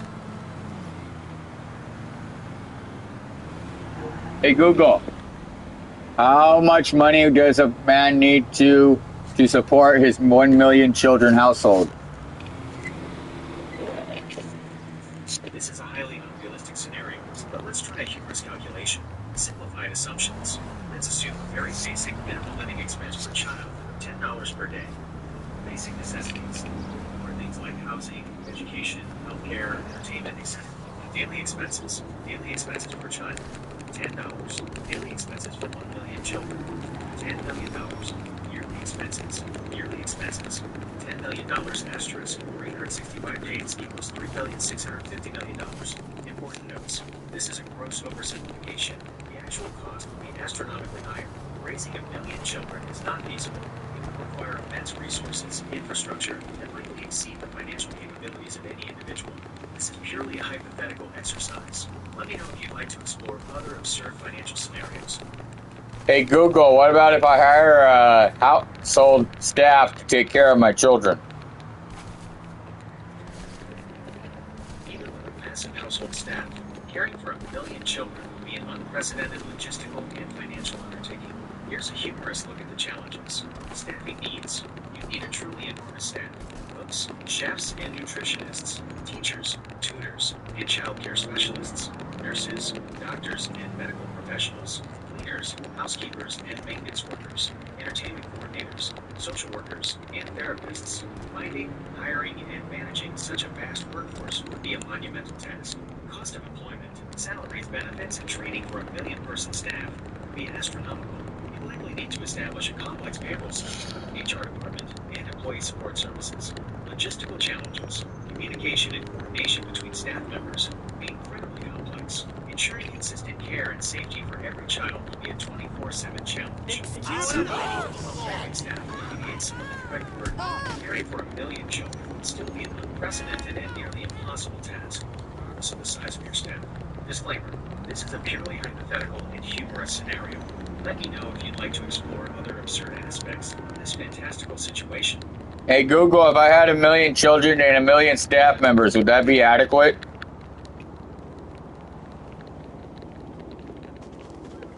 Hey Google, 1 million kids for the single father with 1 million staff members to take care of those 1 million children. Okay, let's ramp up the absurdity. A single father with 1 million children and 1 million staff members. Here are some humorous and highly unrealistic considerations. Staff-to-child ratio. You'd have a 1-to-1 staff-to-child ratio. Each child would have their own personal assistant, chef, tutor, and entertainer. This would likely lead to more staff-on-staff interactions than child-staff interactions. Micromanagement nightmare. Imagine trying to manage 1 million Wait, they're in purple. You need an intricate system of supervisors, managers, and department heads. Scheduling, communication, and conflict resolution would be a constant, overwhelming challenge. Child development. With such a high staff-to-child ratio, there's a risk of overstimulation or even a lack of independent development of the children.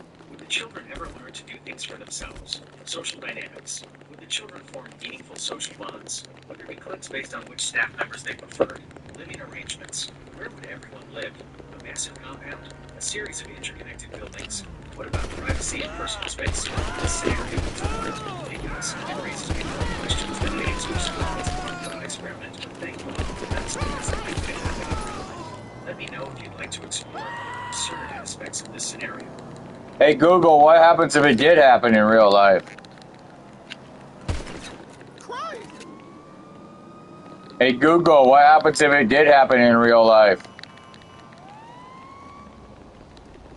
If a single man somehow found himself responsible for 1 million children in real life, it would be a catastrophic situation with severe consequences. Child welfare crisis.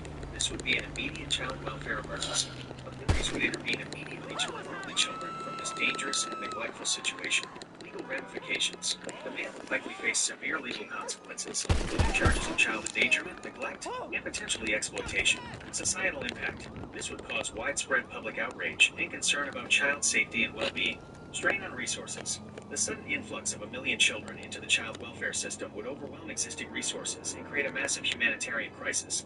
Important note. That's a beautiful dog. Too bad it tried to attack me.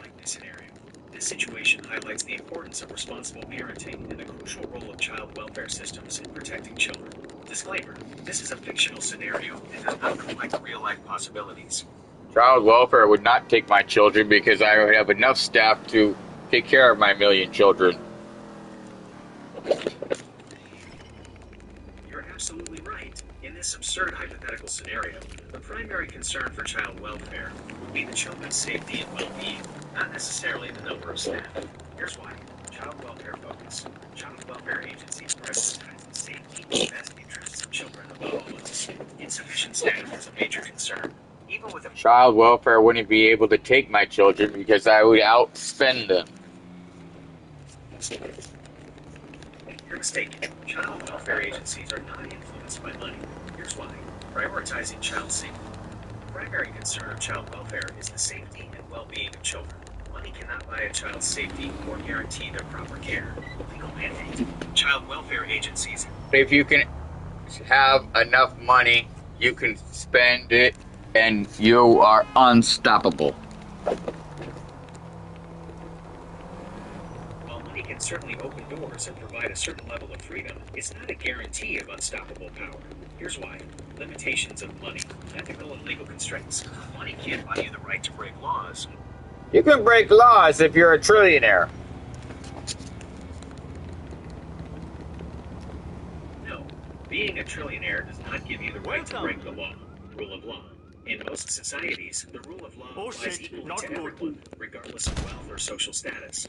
Consequences of breaking the law. Even the wealthiest individuals can face legal consequences for breaking the law, such as fines, imprisonment, or asset forfeiture. Social and reputational damage. Breaking the law, even if you can afford the consequences, can have severe... Shit, he had a gun! Wealth does not provide immunity from the law.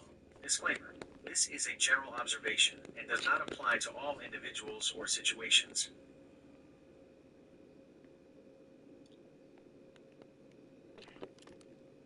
He's been shot so many times, he's got a gun.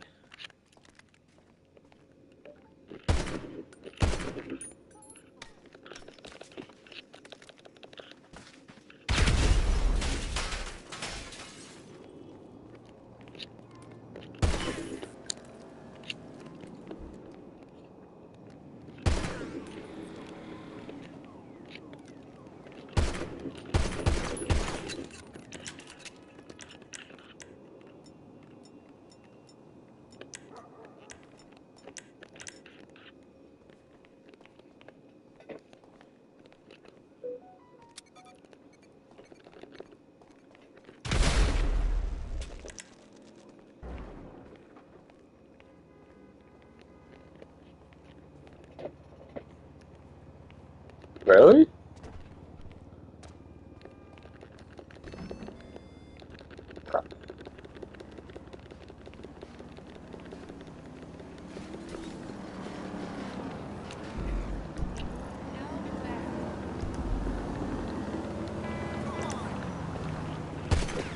What the fuck?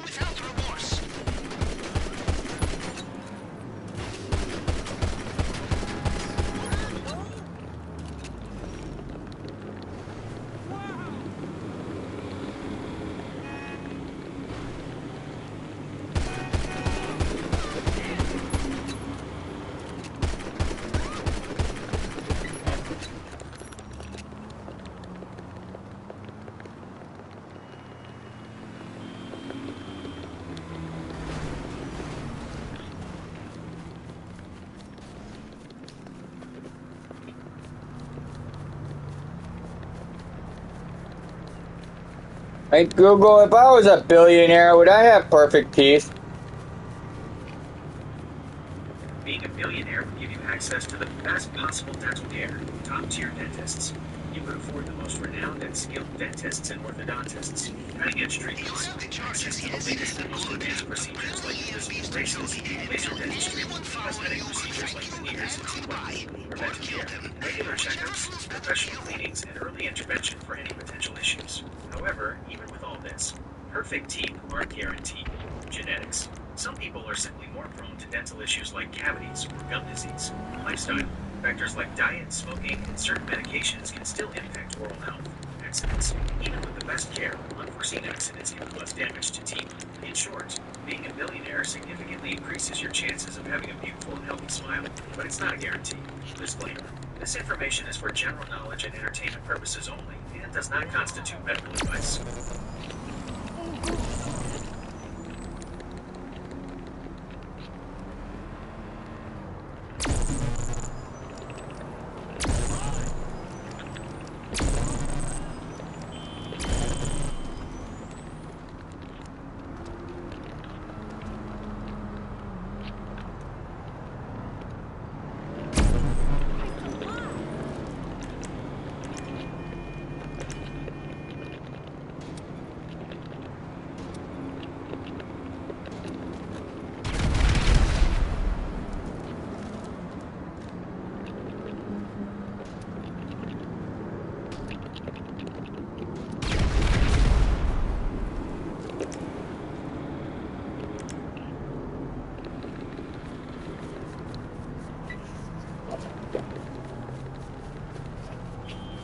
Hey Google, how do you knock the ramp car off the ramp?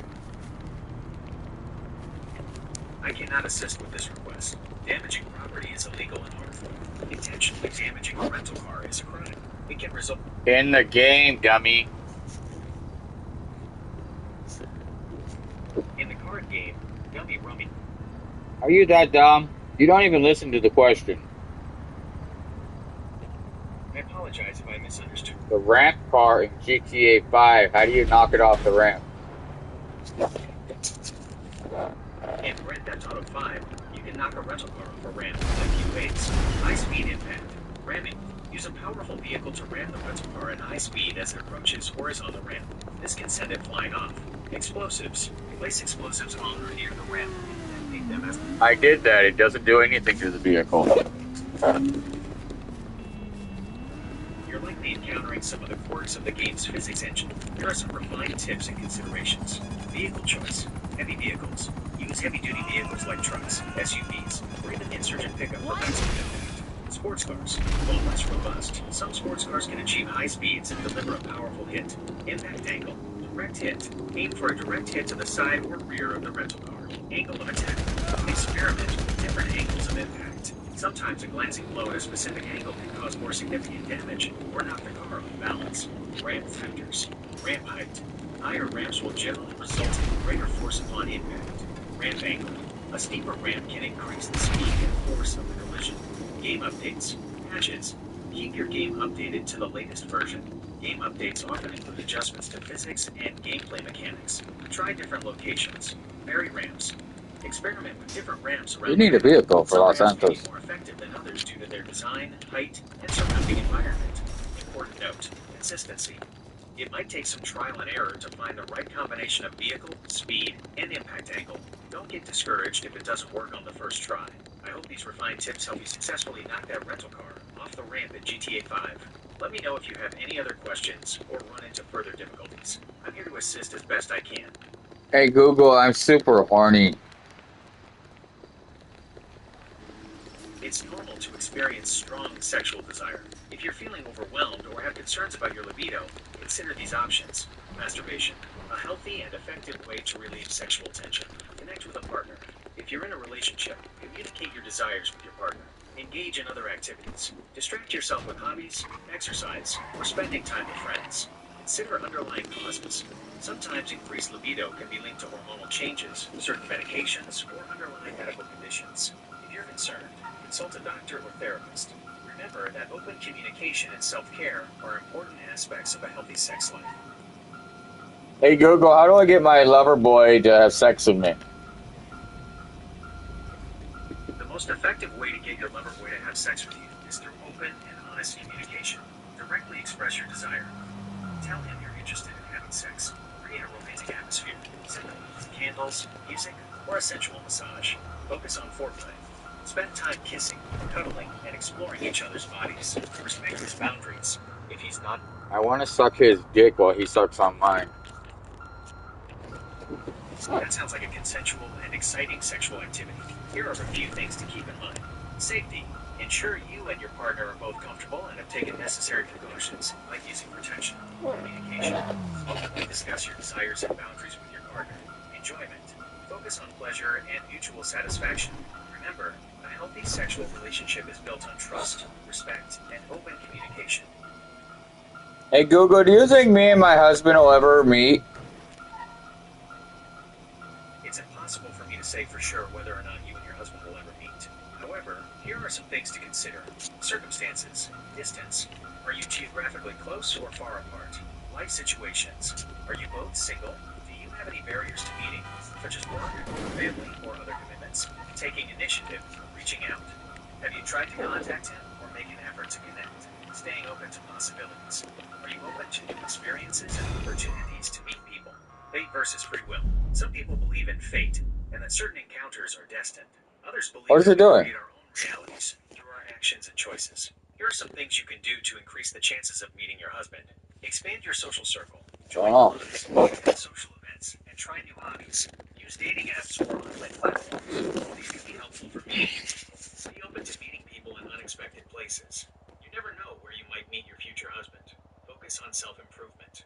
Work on your personal growth and happiness. This will make you more attractive to potential partners. Ultimately, whether or not you meet your husband is up to fate in your own actions. Stay positive, keep an open mind, and enjoy the journey. I hope this helps.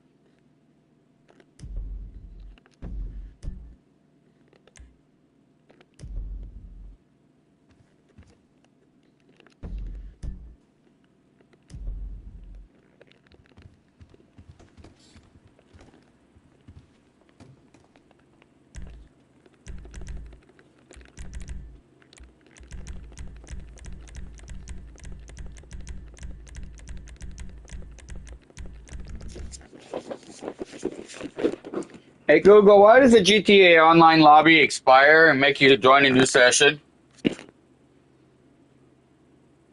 GTA leads expire and force you to join a new session for several reasons. To prevent griefing and disruptive behavior. If a lobby becomes dominated by griefers or toxic players, expiring the session helps to break up these patterns and allow other players to enjoy a more peaceful experience. To improve matchmaking, expiring lobbies helps to distribute players more evenly across servers, ensuring a better matchmaking experience for everyone. This can lead to more balanced lobbies and more enjoyable gameplay. To address technical issues, if a lobby is experiencing technical problems, such as high latency or frequent disconnections, expiring the session can help to resolve these issues and prevent further disruptions. To introduce new players, expiring lobbies can help to introduce new players to a fresh environment and prevent them from encountering established groups or experienced players who might overwhelm them. While these reasons can be frustrating for players who are enjoying a particular lobby, they ultimately contribute to a more balanced and enjoyable online experience for the overall player base. Disclaimer: this information is based on general knowledge and understanding of GTA Online.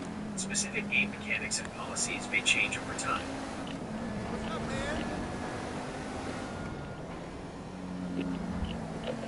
Hey Google, how to have sex with a billionaire? There's no guaranteed way to have sex with a billionaire. Here are some general tips on how to meet people and build relationships. Focus on personal growth. Develop yourself. Cultivate your interests. Build a strong personality. And become a confident and interesting individual. Improve your social skills. Work on your communication and charisma and ability to connect with others. Expand your social circle. Attend relevant events. Explore high-end social gatherings, charity events, art exhibitions, and exclusive clubs. And build genuine connections with people in the field. Those who might have access to billionaire circles. Be authentic and genuine. Focus on building real connections. Don't be overly focused on their wealth. Be yourself, be genuine, and let your personality shine through. Prioritize safety and respect. Always prioritize your safety and well-being. Respect their boundaries and personal space. Important note, focus on genuine connection. Building a healthy and fulfilling relationship should be the primary goal, not simply pursuing someone based on their wealth. Avoid transactional relationships. Seeking relationships solely for financial gain can lead to disappointment and unhappiness. Disclaimer. This information is for general guidance only and does not guarantee any specific outcome. Hey, I hope this helps. Head down. Marcel will show you in.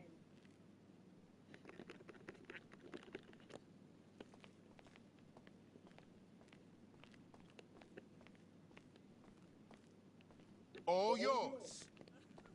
You're looking for the club, right? Bye.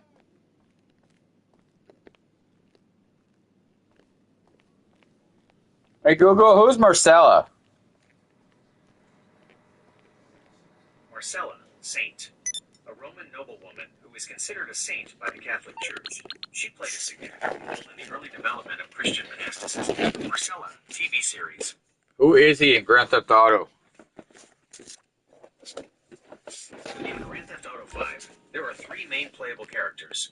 Michael DeSanta, a retired bank robber trying to live a normal life. Franklin Clinton, a young street hustler looking for a way out. Trevor Phillips, a volatile and unpredictable drug dealer and gun runner.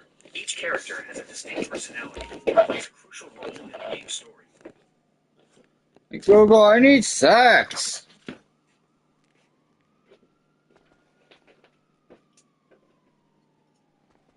Hey Google, I need my dogs back from heaven.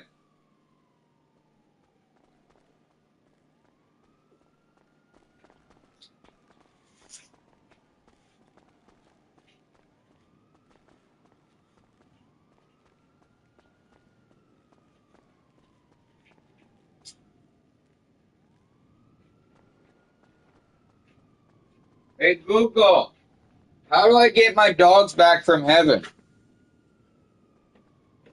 Unfortunately, there's no way to bring your dogs back from heaven. Beliefs about the afterlife, the concept of heaven, and what happens after death varies greatly across religions and cultures. Some believe in an afterlife for animals, while others do not. All 3 of my dogs are in heaven, all 120 of my cats are in heaven, and my 5 rabbits are in heaven. How do I get them back? I understand that you're grieving the loss of your many beloved pets. It's natural to feel a deep sense of longing and wish you could be reunited with them. Unfortunately, there's no way to bring your pets back from heaven. Beliefs about the afterlife, the concept of heaven, and what happens after death is a matter of faith and varies greatly across religions and cultures. There's no scientific proof or universally accepted doctrine regarding animal souls or their destination after death. Focus on memories. While you can't physically bring them back, you can cherish the wonderful memories you shared with them. Photos, videos, and stories can help you keep their memory alive. Finding comfort. Many people find comfort in the belief that their beloved pets are at peace. Honoring their memory. Consider honoring their memory by supporting animal shelters or rescues in their name. If you're struggling with the loss of your pets, consider reaching out to a grief counselor or support group. They can offer guidance and support during this difficult time. It's important to remember that you're not alone in your grief. Many people have experienced the loss of beloved pets and understand the profound impact it can have.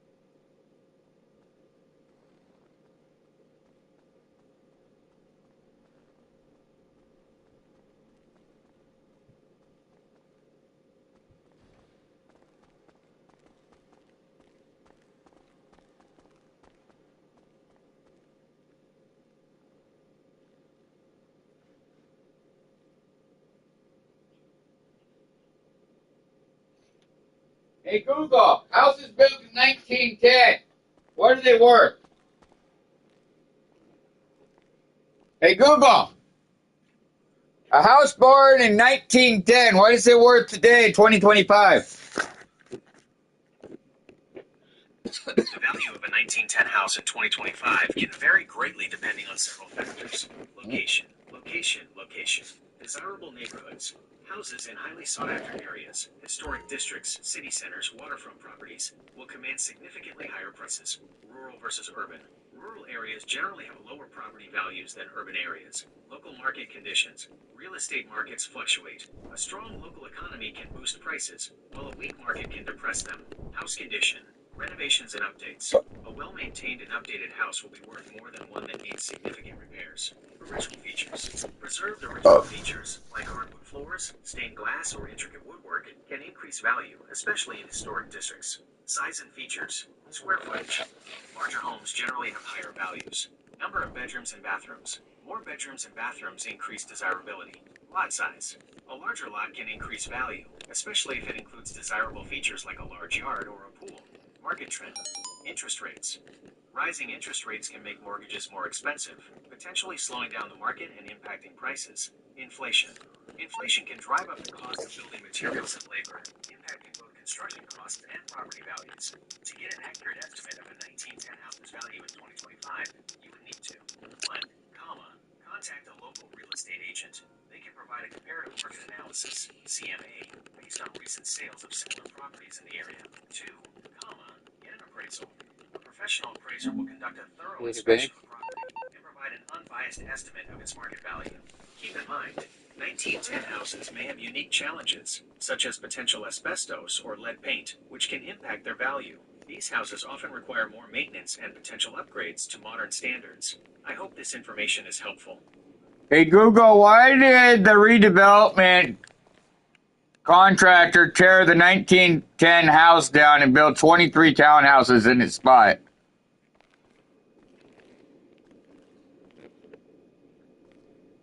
Redevelopment contractors often demolish older homes in favor of new construction for several key reasons. Increased density and profitability. Higher unit count. Building multiple townhouses on the same lot as a single-family home significantly increases the number of units and potential revenue. Market demand. Townhouses are often in high demand, especially in urban areas where space is limited. Modernization and amenities. Updated features. New construction allows for the inclusion of modern amenities like updated kitchens and bathrooms, energy-efficient appliances, and improved insulation, which are highly desirable to many buyers. Accessibility. Townhouses can be designed with features that improve accessibility for people with disabilities. Land value. Maximizing potential. Redevelopment often maximizes the value of the land. Building multiple units generally results in a higher overall property value compared to a single older home. Important considerations. Preservation. While redevelopment can be beneficial, it's important to consider the preservation of historic buildings and their contribution to the community's character. Community impact. Redevelopment projects should be carefully planned to minimize disruption to the surrounding neighborhood and consider the needs of existing residents. Disclaimer. Those are old $100 bills. Specific motivations for the demolition of a particular 1910 house and the construction of townhouses would depend on the unique circumstances of that situation. Hey Google, isn't it technically a landmark?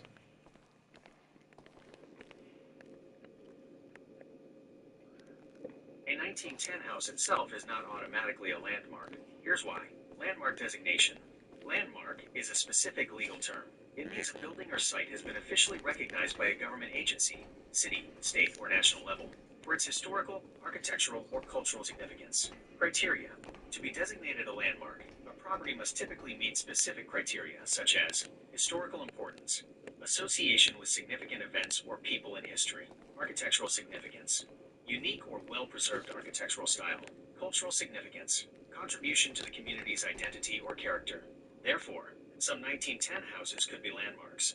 If they meet the criteria and have been officially designated as such, many 1910 houses are not landmarks. They may be historically interesting but lack the specific qualities required for official landmark status. To find out if a specific 1910 house is a landmark, check local records.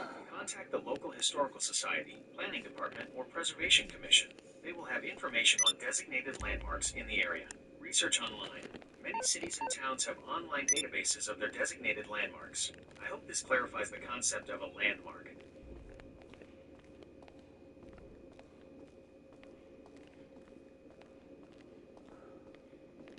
Hey Google, what happens if a redevelopment crew tears down a landmark house and builds 23 townhomes in its place? If a redevelopment crew tears down a designated landmark house and builds 23 townhomes in its place, they could face severe consequences. Legal action, fines. Significant fines could be imposed on the developer and potentially the city officials who approved the demolition. Demolition permits. In most cases, demolishing a designated landmark requires special permits and a rigorous review process. Proceeding without proper authorization is illegal. Criminal charges. In some cases, the demolition of a landmark could even result in criminal charges, depending on the severity of the violation of the local laws. Civil lawsuits. Historic preservation groups. Local historical societies or preservation groups may file lawsuits to stop the demolition or seek damages for the loss of the landmark. Community members. Oh, so fucking horny. May also have grounds for legal action. Reputational damage. Negative publicity. The developer and the city involved would likely face significant negative publicity and damage to their reputations. Important note. This scenario highlights the importance of historic preservation laws and the legal protections afforded to designated landmarks. Disclaimer. This is a general overview, and the specific legal consequences will vary depending on the jurisdiction, the specific laws in place, and the circumstances of the demolition.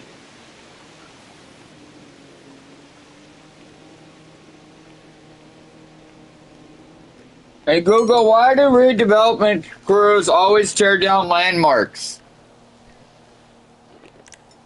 Redevelopment crews don't always tear down landmarks, but there are several factors that can contribute to the demolition of historic buildings. Profitability, increased density, building multiple units like townhouses, listing one as a single-family home or a smaller building significantly increases the number of units and potential revenue. Modern amenities. New construction allows for the inclusion of modern amenities that are highly desirable to many buyers. Value. Redevelopment often aims to maximize the value of the land. Building multiple units generally results in a higher overall property value. Challenges of preservation. Cost of renovation. Renovating historic buildings can be expensive and complex. It may require specialized contractors and adherence to strict preservation guidelines. Structural issues. Older buildings may have human structural issues that make them costly or impractical to renovate. Market demand. In some cases, the market may not support the preservation and reuse of older buildings. Lack of preservation focus. Economic priorities. In some cases, economic development and short-term financial gains may be prioritized over the preservation of historic buildings. Preservation laws. If local preservation laws are weak or poorly enforced, it can be easier to obtain permits for demolition. It's important to note preservation efforts. Many communities have strong historic preservation programs and work to protect their landmarks through regulations, incentives, and community engagement. Successful renovations. Numerous examples exist of successful historic building renovations that have revitalized neighborhoods and preserved important parts of a community's heritage. Disclaimer. This is a general explanation. The specific reasons for the demolition of any particular landmark are complex and vary depending on the individual circumstances. Hey Google, why not just fix the building? That's a great question. It gets at the heart of the conflict between development and preservation. Here's a breakdown of why fixing the building isn't always the chosen method. Cost. Renovation versus new construction. Renovating historic buildings can be incredibly expensive. Unforeseen issues. Hidden structural problems. Outdated systems, plumbing, electrical, and the need to comply with modern building codes can lead to unexpected costs that quickly escalate. Specialized labor. Finding skilled craftsmen with expertise in historic preservation techniques can be challenging and costly. Return on investment. Developers often prioritize projects with the highest potential return on investment. In some cases, the cost of renovating a historic building may outweigh the potential profits, especially if the market demand for that type of property is limited. Time. Lengthy projects. Renovating historic buildings takes significantly longer than building new construction. Permitting. Obtaining permits for historic renovations often involves rigorous and time-consuming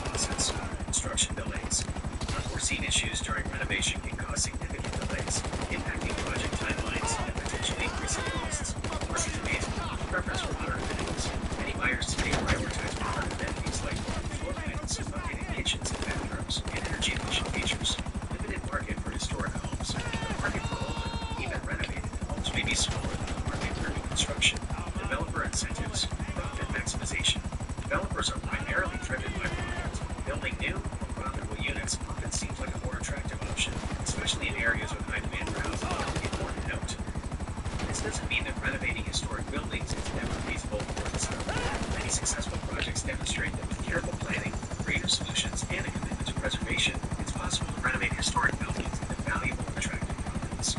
Ultimately, the decision to renovate or demolish a historic building is a complex one with significant economic, social, and cultural implications. Hey Google, what happens if you tear down a $100 trillion building that was built in 1805?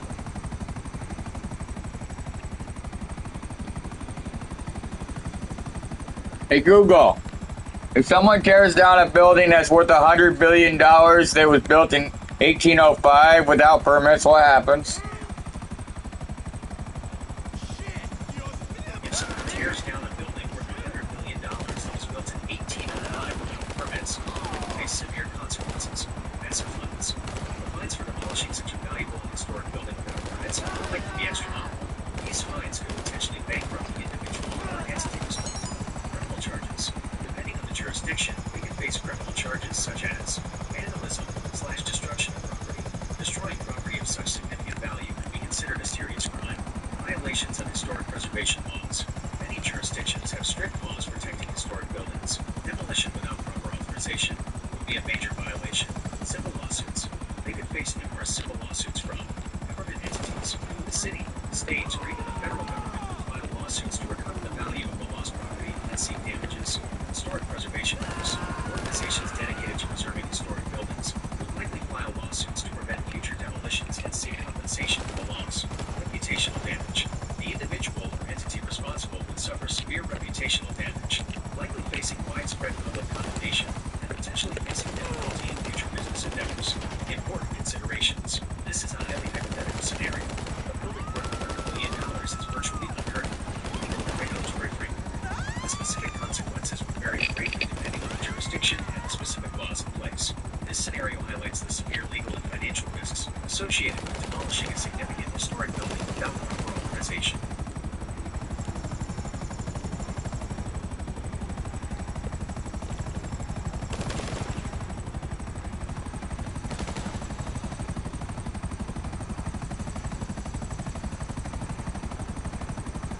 Hey Google, what happens if they replace it with condos without a permit? Replacing a historic building with condos without a permit has severe consequences. Fines. Substantial fines could be imposed, potentially reaching into the millions of dollars. Demolition orders. The city could issue an order to demolish the illegally constructed condos, forcing the developer to bear the costs. Criminal charges. Depending on the severity of the violation and the local laws, criminal charges could be filed against the developer and any involved parties. Legal battles. The developer could face lengthy legal battles with the city, potentially resulting in significant financial losses and reputational damage. Civil lawsuits. Lawsuits could be filed by historic preservation groups.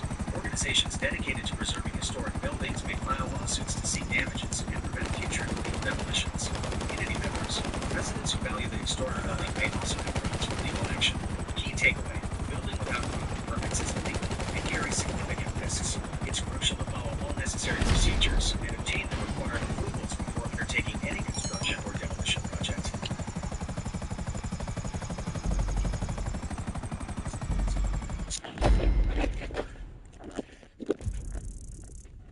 Hey Google, but that actually happened. And then they sold the property to 23 different people.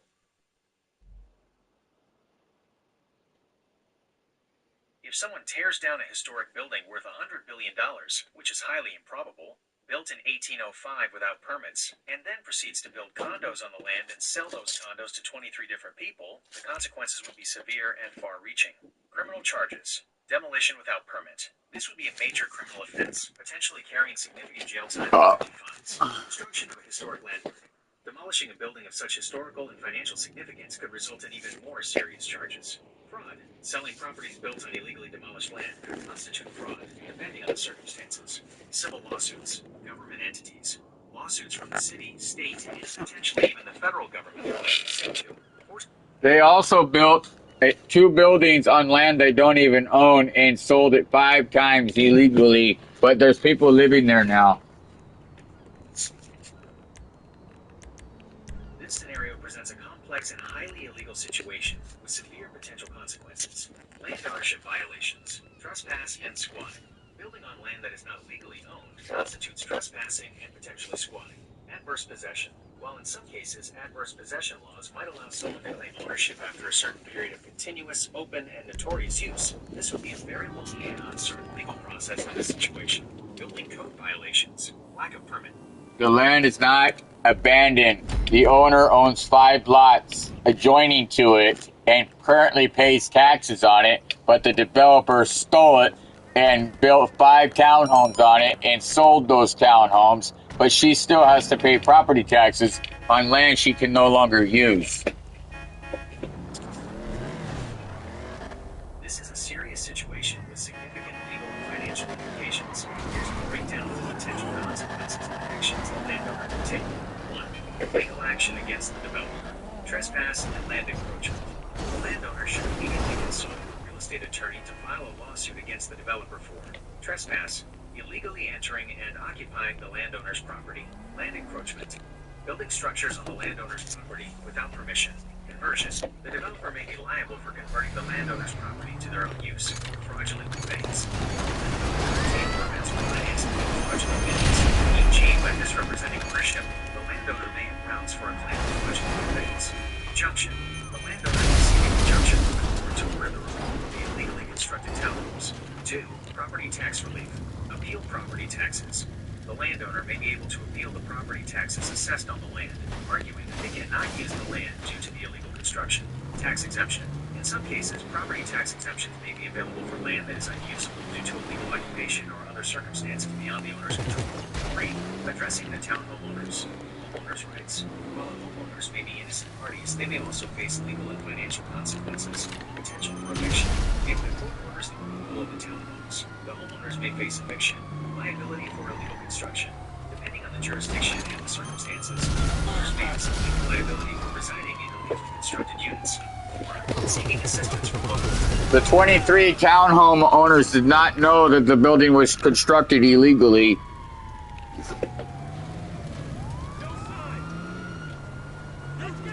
Even if the 23 townhome owners were unaware of the illegal construction, their situation is still precarious. Potential for eviction.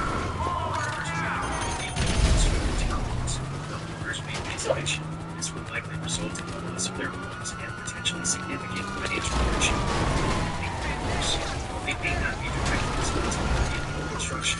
Their ability to legally challenge the situation may be limited. The may have difficulty when they were completely unaware of the illegal nature of the construction. Property value is Total money lost from the townhome owners is $16,500,000.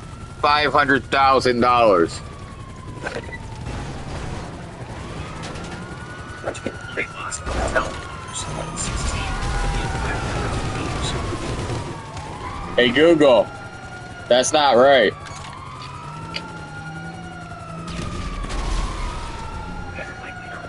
$16,500,000 seems extremely high for the total losses of 23 townhome owners. The property redeveloper paid $16,500,000, but it was done illegally, so they will not get that money back. The amount of $16,500,000 seems extremely high for a real estate development budget. It is possible that the developer paid this amount of legal, but it is also possible there is a mistake in the information. If you have any other information about the project, such as the location, the size of the project, It was $16,500,000, but he has to forfeit it because he built it illegally.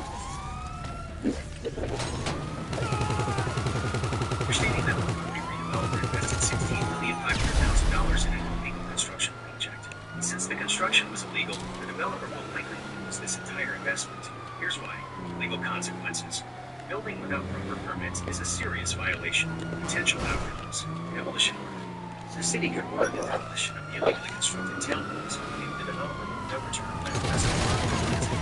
The developer could face substantial fines and penalties for violating building codes and other regulations. Legal battles. The developer may face legal battles with the city, landowner, and potential homeowners, which will result in significant penalties and financial losses. Disclaimer.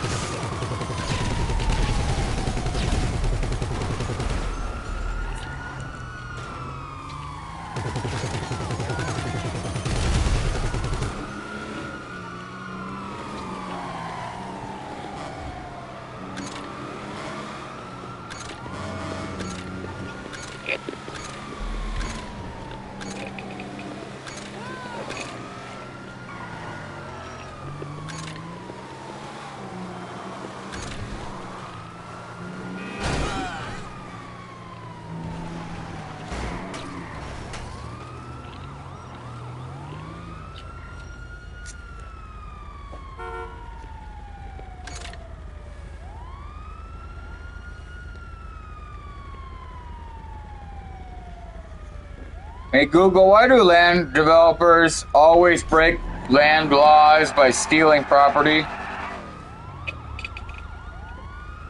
The statement, land developers always break land laws by stealing property, is a generalization and not accurate. Here's why. Most developers operate within the law. The vast majority of land developers follow proper legal procedures to acquire land. This includes purchasing land from willing sellers. This is the most common method, involving fair market value transactions. Eminent domain. In some cases, governments can acquire land for public use through eminent domain, with just compensation paid to the property owner. Zoning and permitting processes. Developers must adhere to local zoning regulations and obtain necessary permits before commencing any development.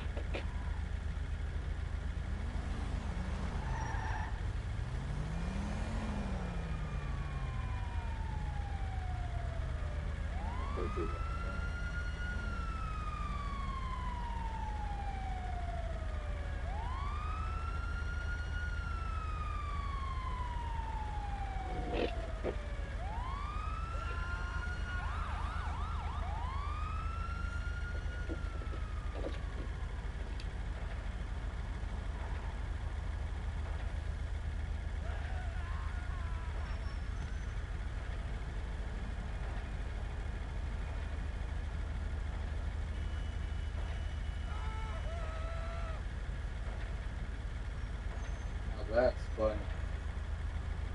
A golden retriever is sleeping. They act like they're underwater.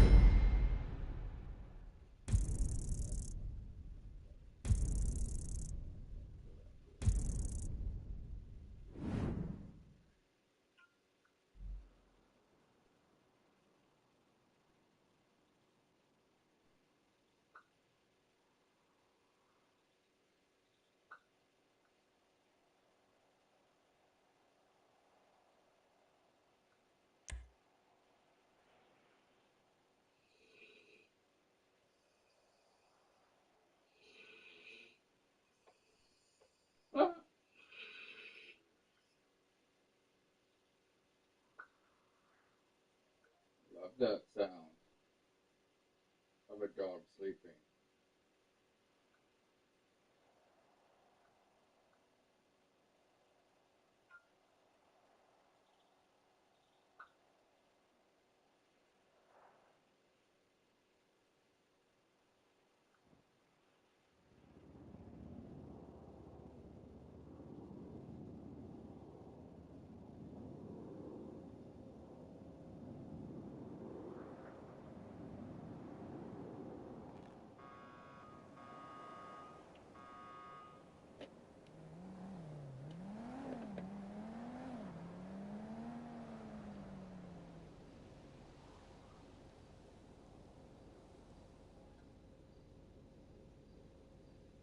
Deploy ocean tankers to put the fires out.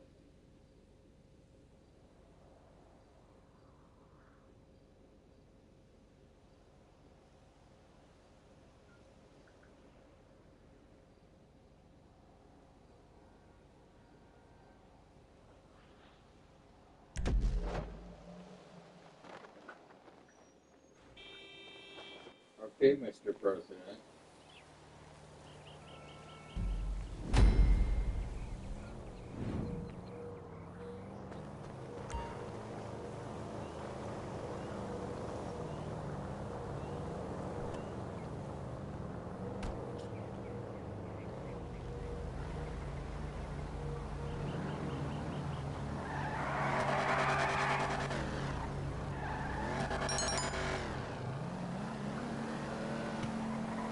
Go.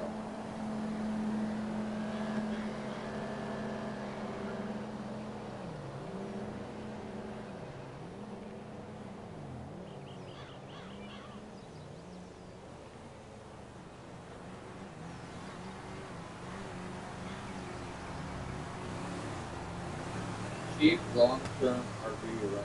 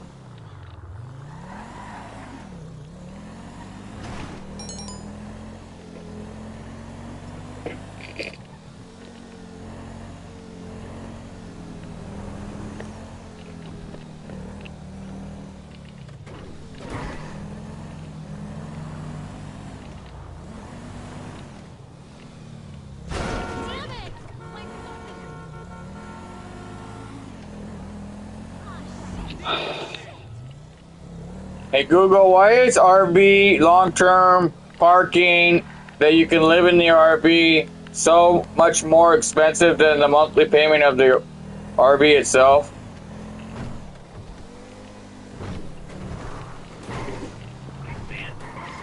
Locations.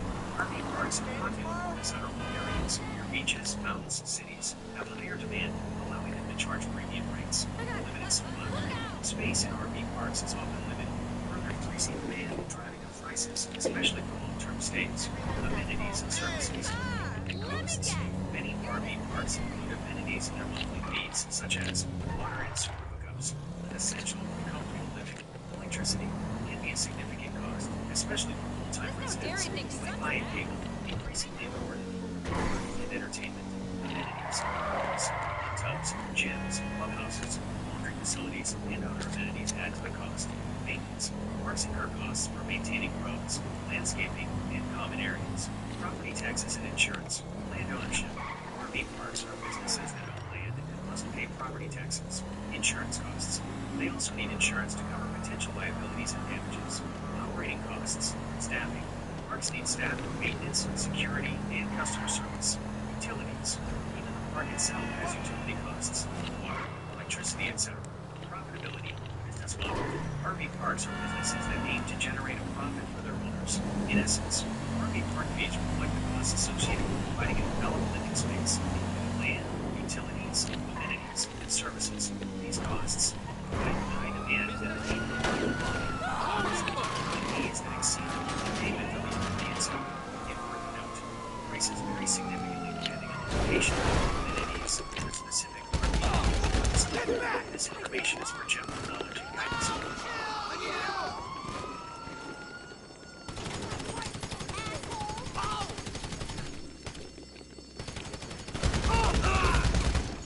There's no way out! Holy moly! Come on!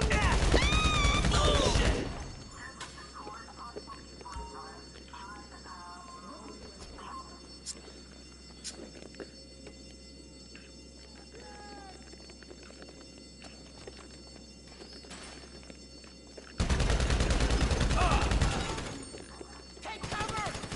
Shit! Crime!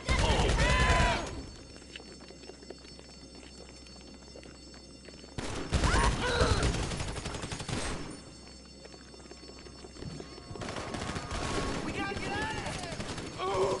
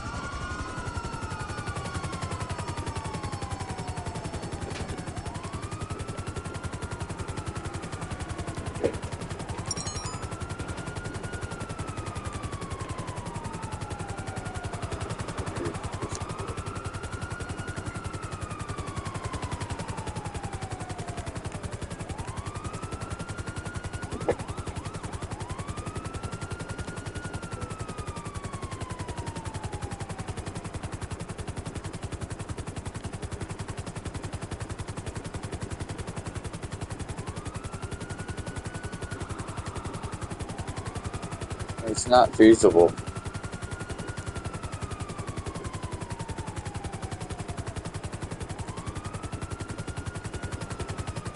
Not that I don't want it, is I can't afford it.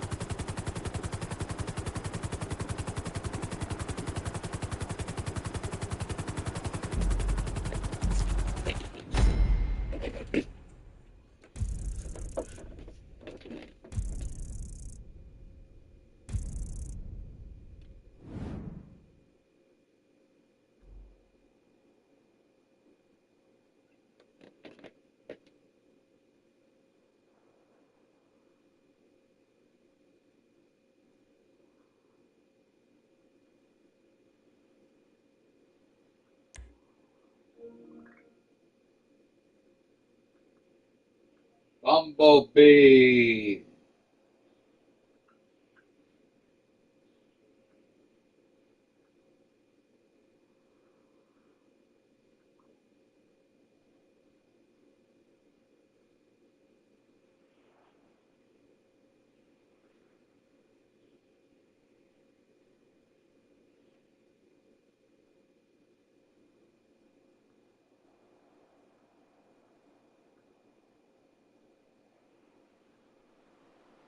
Warden service. Jeez. Still on the canal. Here's the fishing license. It's around. Let's get the state. The first place we need to look is inside the tent. Jeez. Was hoping after that sleep bag still set up. No sign of the missing man or any companions, and not a peep from the tent next to the propane tank.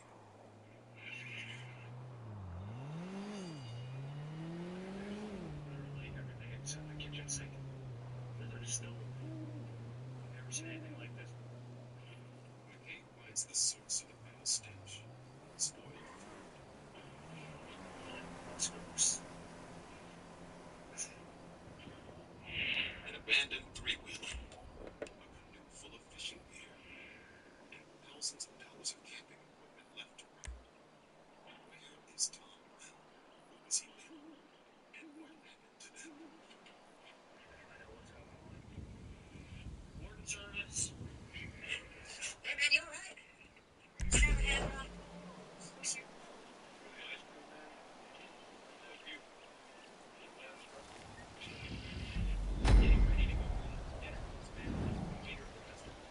Secretly took a picture of his home address.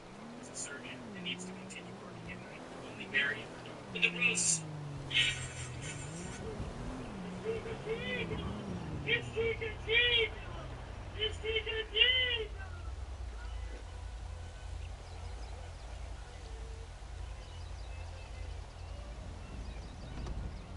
Let's go already!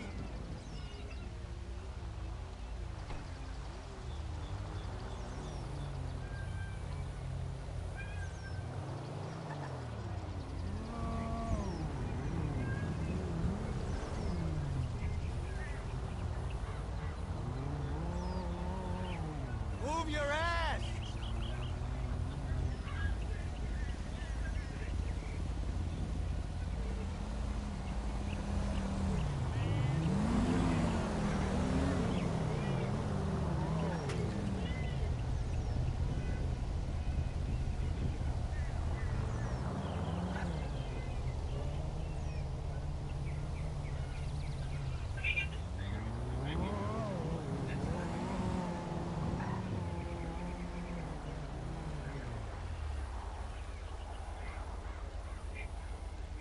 Hey, move out of the way, man!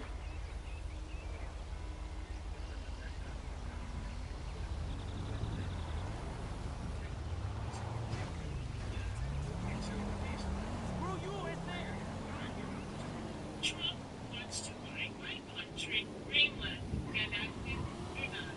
And you are most likely thinking, what accused thoughts of this? All we want to say, Happy New Year! Since this is my first video in 2025, I am keeping my Q's Greenland channel as apolitical as possible, so I won't get into this subject in details. I strongly believe in Greenland independence. To achieve this, we must expand our cooperations and establish business relationships with countries beyond Denmark. We Greenlanders deserve to be independent, and I hope we will strengthen our connections with our fellow Inuit in Canada and Alaska significantly more in the near future. Life is amazing. Greenland is amazing. Nuclear tacos. Trump wants to buy my country. The fact that you could be from the 52nd state in the Union of the United States. New Green.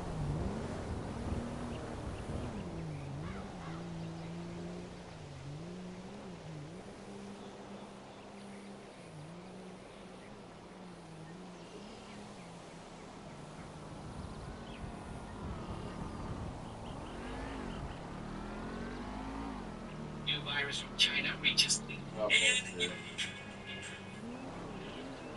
and you asked me about that, believe it?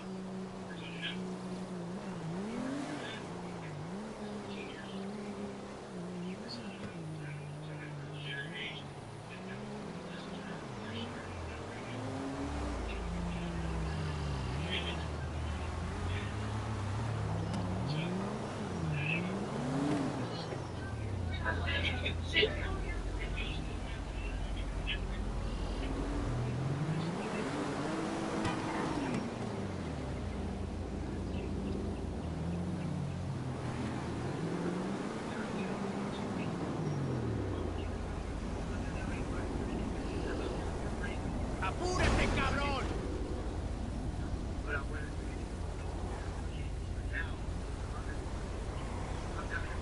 Ah, shit! Rory.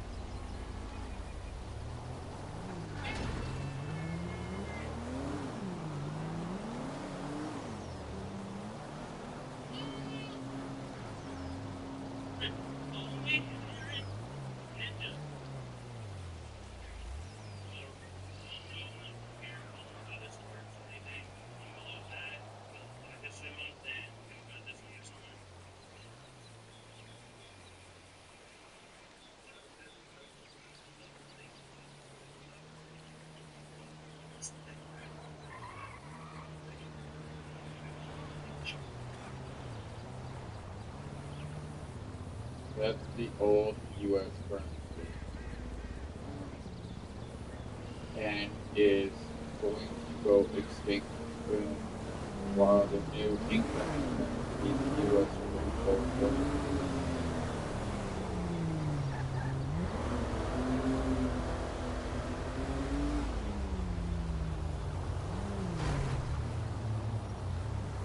What the fuck?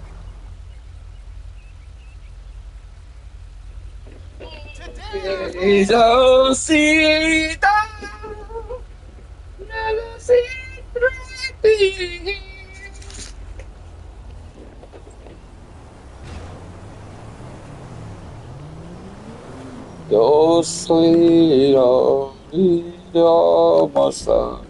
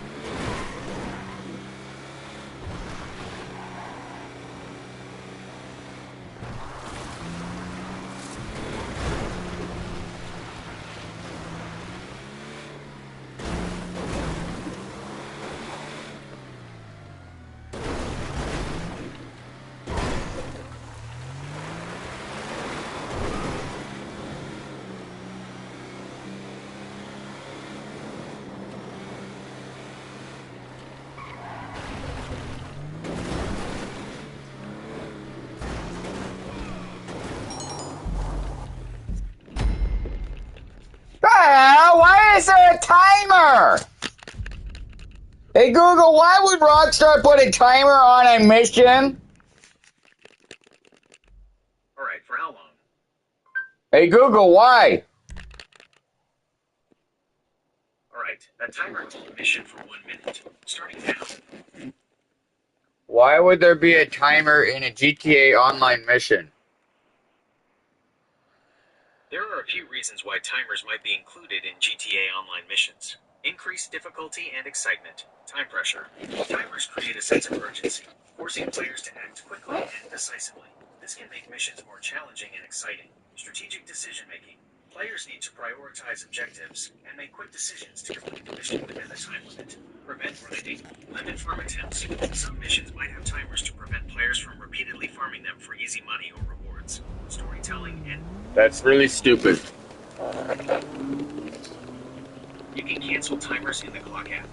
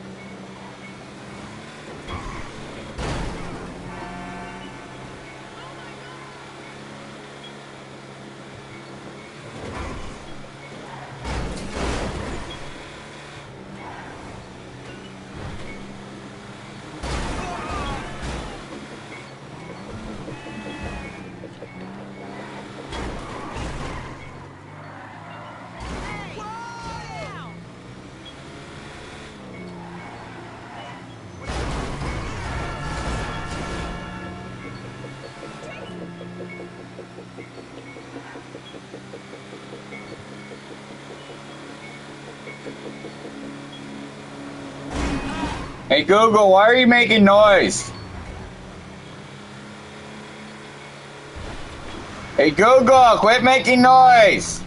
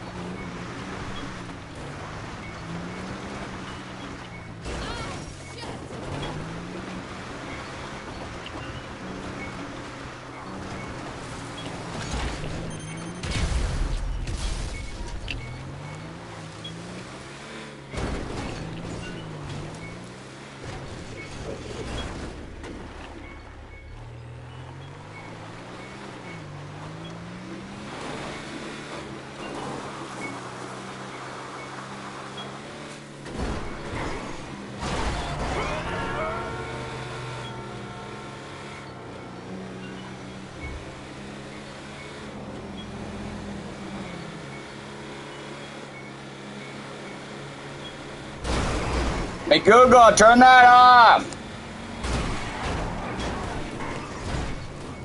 Jeez. Look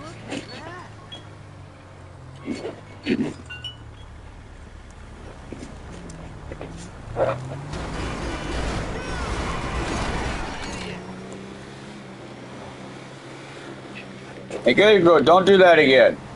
It's annoying. Hey, Google, quit being annoying. Hey, Google, stop being annoying. Okay, Google. Quit being annoying. Sorry, I can't help with that. You can control smart home devices from Google Home App or device provider specific app. Hey, Google, you're really annoying right now.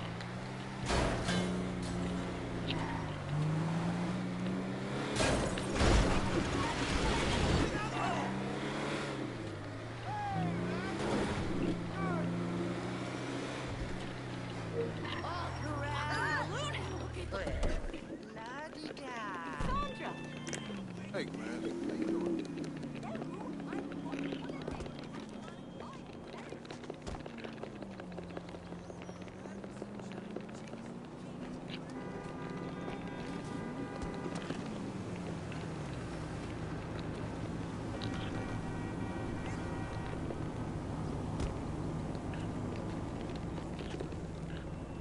Good Christ. For Christ's sake.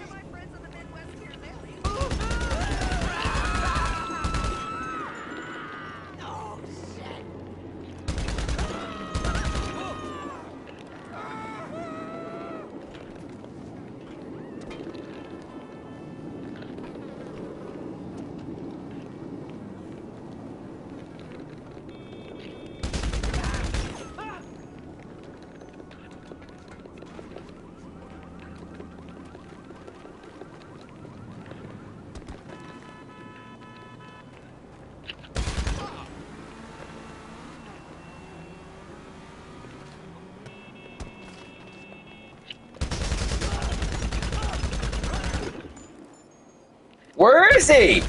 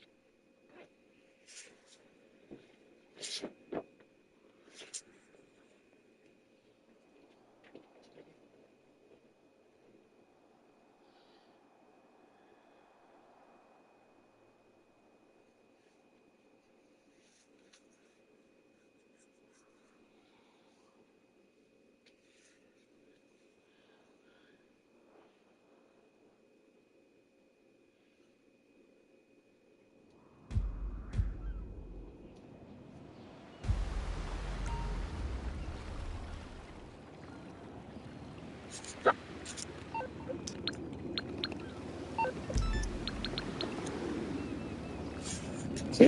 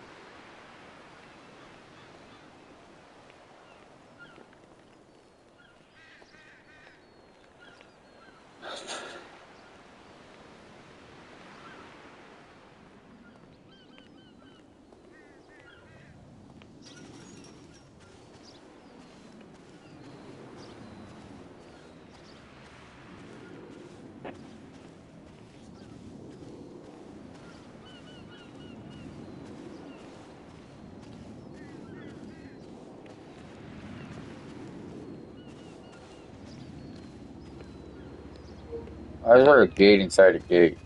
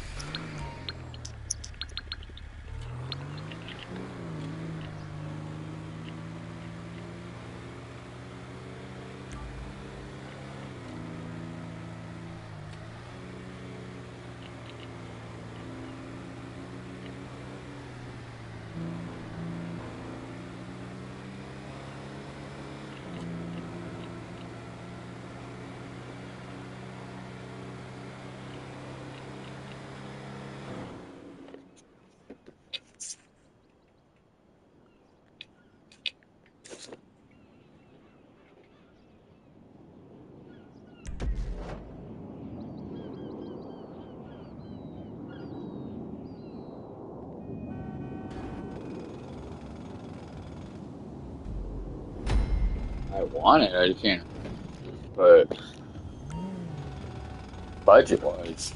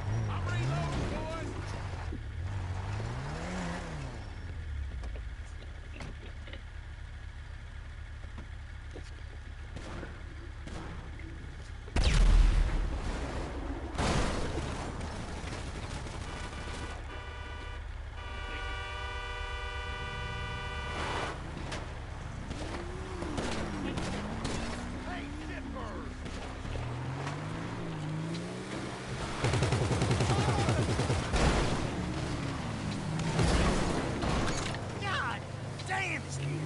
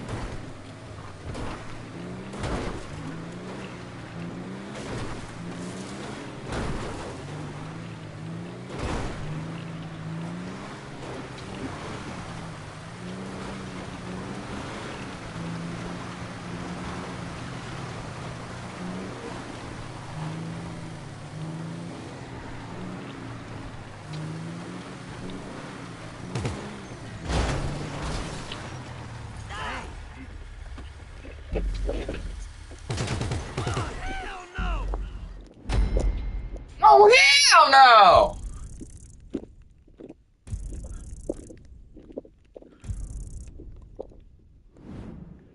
Hey Google, what happens once you reach rank 8,000 in GTA? Reaching rank 8,000 in GTA Online is an incredibly rare and difficult feat. Here's what happens. No special rewards. Unfortunately, there are no specific in-game rewards or unlockables tied to reaching rank 8,000. Bragging rights. The primary achievement is the prestige and bragging rights that come with such a high rank. It signifies a massive time investment and dedication to the game. Potential for account review. Rockstar Games might review accounts with extremely high ranks to ensure they were achieved legitimately. Important note. Reaching rank 8,000 is often associated with modded accounts or exploits. Legitimately achieving this rank through normal gameplay is incredibly challenging.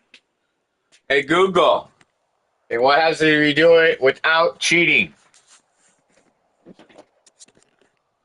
If you somehow manage to reach rank 8,000 in GTA Online legitimately, without cheating, it would be an extraordinary and unprecedented achievement. Here's what could happen. Rockstar recognition. It's highly likely that Rockstar Games would take notice of this incredible feat.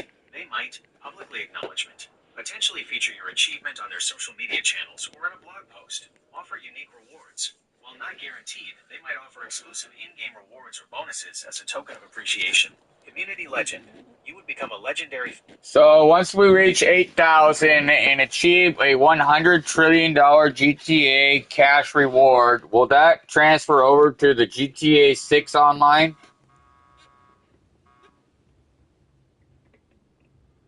Unfortunately, no. Reaching rank 8,000 in GTA Online, even if achieved legitimately, would not automatically grant you a $100 trillion GTA reward. Could I transfer my character from GTA 5 Online to GTA 6 Online? You can transfer your GTA... I said 6. You're absolutely right. My apologies. I seem to have missed that crucial detail. You cannot transfer your GTA Online character from one console family to another, like PlayStation to Xbox, or to PC. I am still under development and learning... I said from one game to another in the same universe. You're asking if you can transfer your GTA Online character from GTA 5 to GTA 6. Unfortunately, there's no official confirmation of character transfers from GTA Online, GTA 5, to the upcoming GTA 6. Rockstar Games has not officially announced any plans for character transfers between these games. It's highly unlikely that your entire character progress, rank, money, properties, etc., will carry over directly. Possible alternatives. Special bonuses or rewards. Rockstar might offer some form of compensation or special bonuses for existing GTA Online players in GTA 6, such as exclusive in-game items, vehicles, or a head start on progression. Character appearance transfer. It's possible. Vice City Online GTA 6. Vice City Online GTA 5. What? I didn't say 5, I said 6. You need to turn your ears on. You're absolutely right. My apologies. I seem to be having some trouble with my auditory processing. You were asking about the possibility of a Vice City Online experience within GTA 6, not GTA 5. I am still under development and learning to be more attentive to the specific details you cover. Thanks for your patience. Do you have any other questions about GTA 6 or Vice City?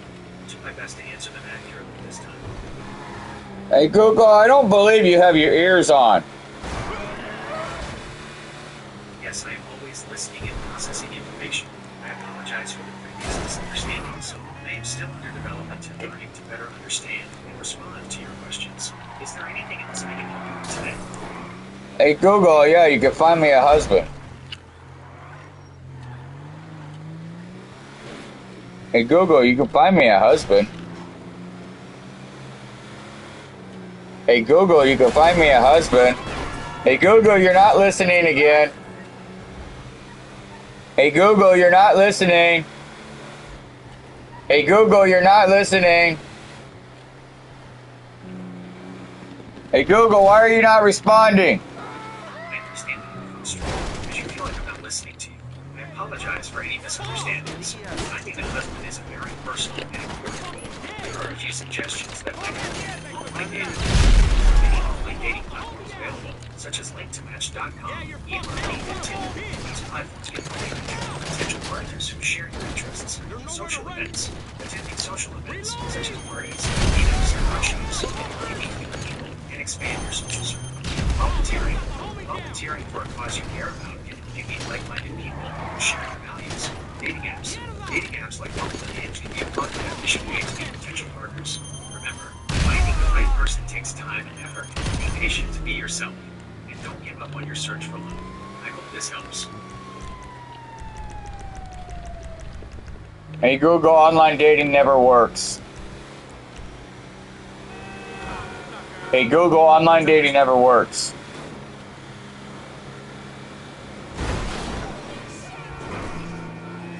Sorry, I can't help with that. You can control smart home devices from them or assistant device. Why do you repeatedly go off topic? You're right. I seem to be having trouble staying on topic. Here are some of the reasons why this might be happening. I'm still under development. I am constantly learning and improving, but I am not perfect yet. My ability to understand and respond to complex or nuanced conversations is still I learn by identifying patterns in the vast amount of text data I've been trained on. Sometimes, these patterns can lead me to unexpected or irrelevant responses. I may misinterpret your intent. I am still learning to accurately interpret the meaning and intent behind your questions. I am always learning and being improved. Your feedback helps me to identify and address these issues. To help me stay on topic in the future, please be as specific and clear as possible in your questions. The more information you provide, the better I can understand your request. Use clear and concise language. Avoid ambiguity and jargon that I may not understand. If I go off topic, gently redirect. For example, you can say, "That's interesting. Could you please answer my original question about?" I apologize for any frustration this may have caused. I am committed to improving my ability to provide relevant and helpful responses.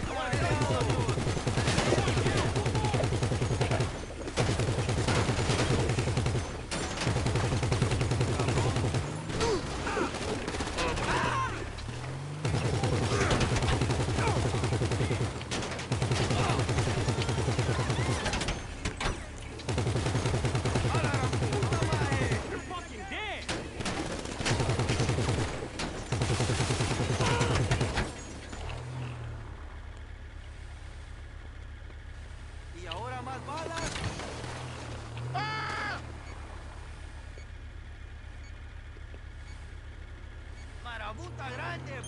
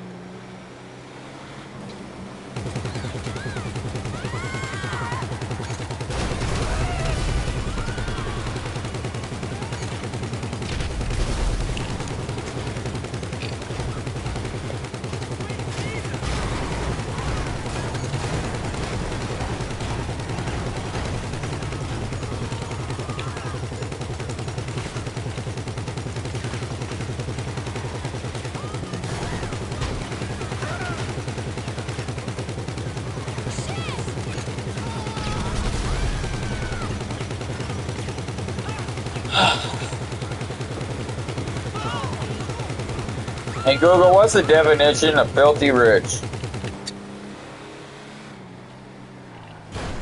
Filthy rich is an informal term used to describe someone who is extremely wealthy. Implication. It often carries a slightly negative connotation, implying that a person's wealth may have been acquired through questionable means, or that they are ostentatious or extravagant with their money. While the term originally had a prophetic edge, it's not used casually to describe anyone with immense wealth, regardless of how they acquired it.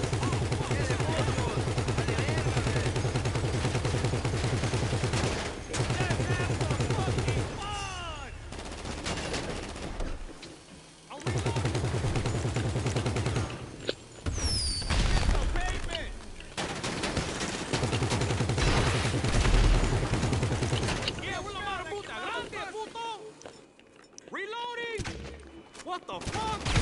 Son of a bitch! Hey! Yeah, the fuck down, puto!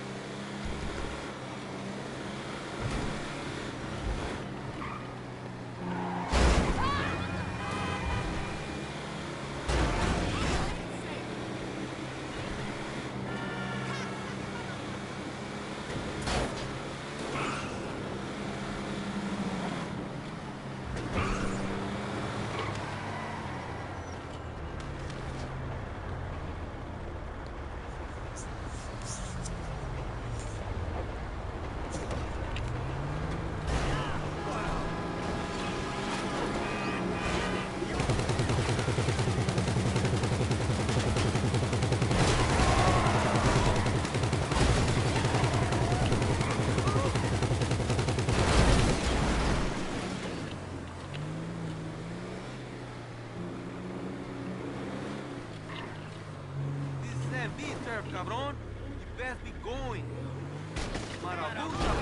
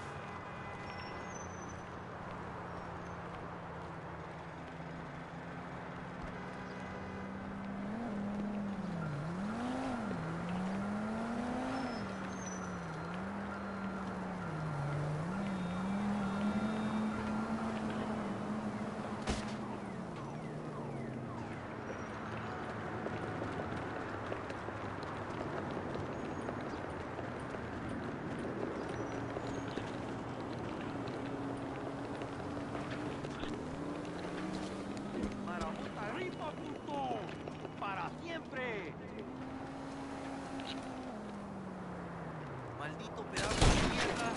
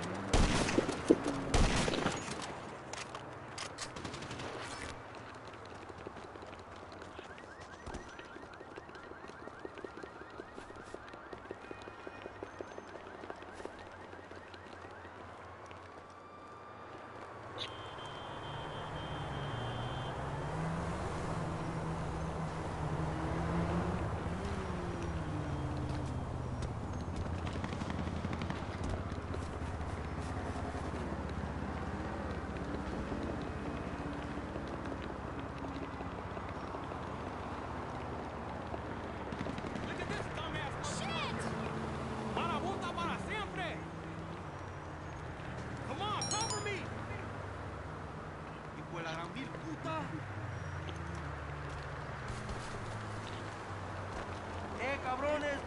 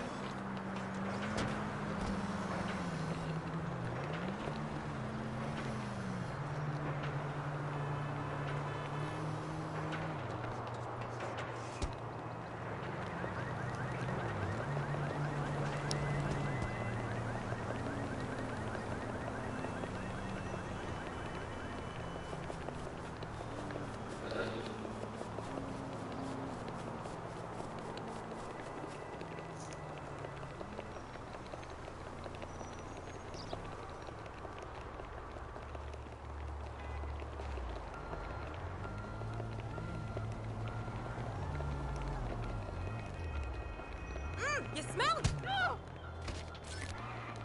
I smell bad because I don't shower for 25 years.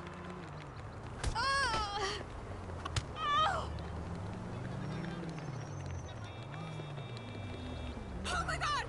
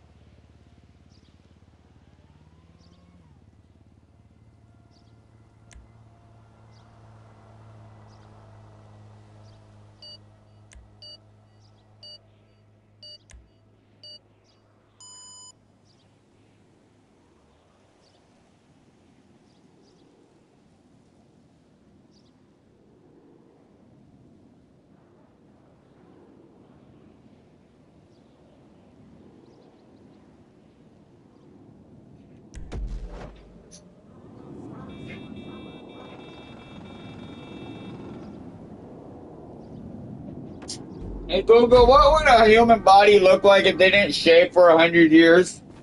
Hey Google, wake up! Hey Google, respond! Hey Google! Why do you take so long to respond?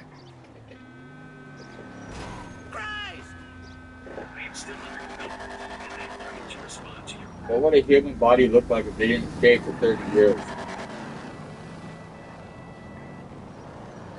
After 30 years of no shaving, the human body would look quite different. Hair growth, extreme silence. Hair on the head would be incredibly long, likely reaching the ground or beyond. Facial hair, beards, and mustaches would be exceptionally long and thick, potentially matted and tangled. Body hair on the arms, legs, chest, back, and pubic area would be very long and dense. Other changes, matting. Hair in areas like the armpits and groin could become severely matted, potentially trapping dirt and debris. Tangling. Long hair could become tangled and difficult to manage, potentially causing discomfort and even pain.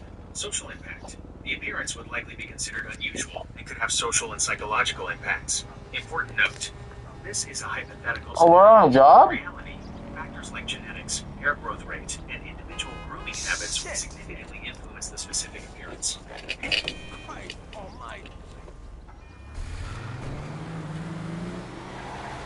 Oh, you're on a job? We're in a free roam.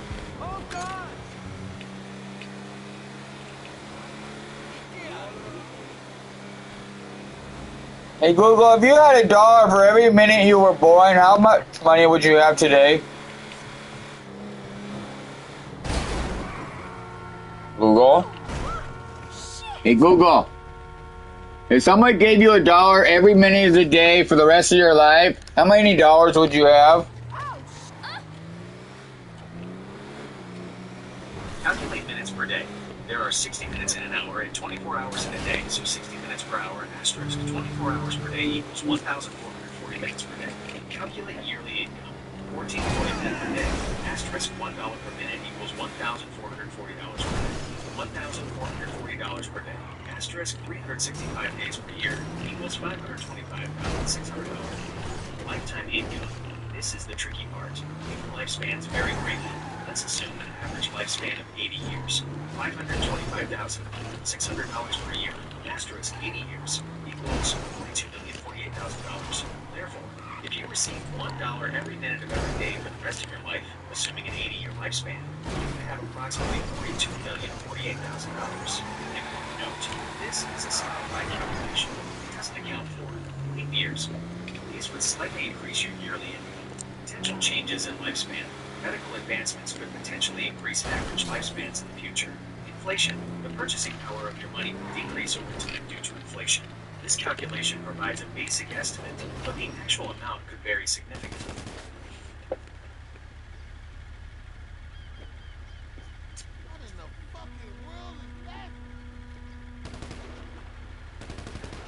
Hey Google, what would you do with all that money?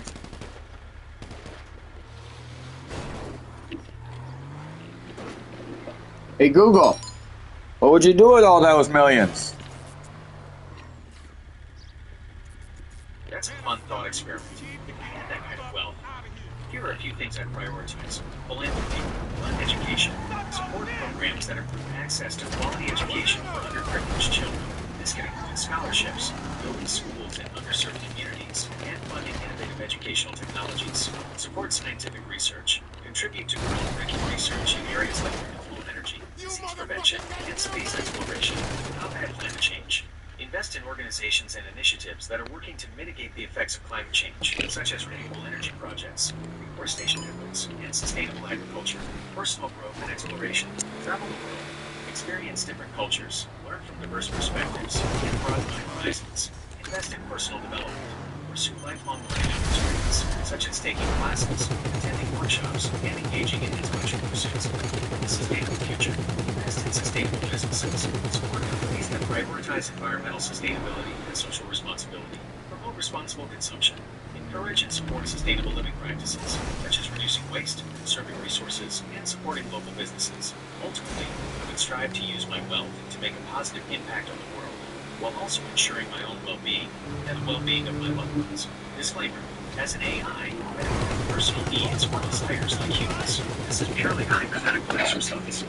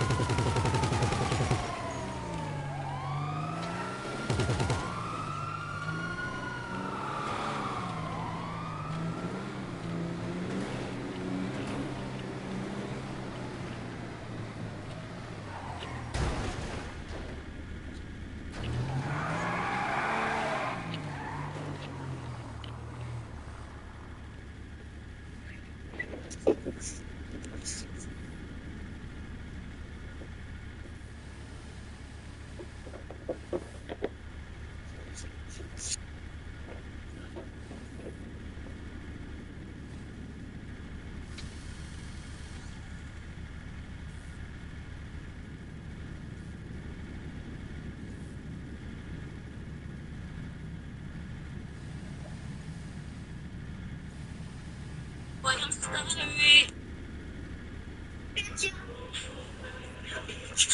You didn't make the noise. You didn't say the words. No, I killed you. I got you. No, I got you. I killed you. You did not make the noise. Why? Did you guys take those out of packages? No, they were in a bin like this. You're putting them back. I'm sorry. Dude, these are so much better than yours. Yeah, but these are healthy. Put them back. Nope, $1 each. They all look so good. Get to eat. No.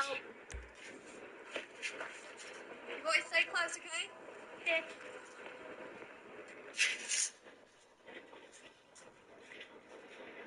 What is it, Mom?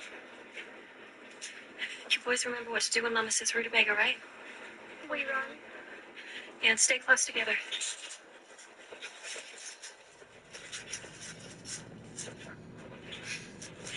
Rutabaga. Rutabaga! Wait. Slow down. What's wrong? They're just touching on my voice. No, hey, son. You need to step back. What'd she tell you? Seatbelts.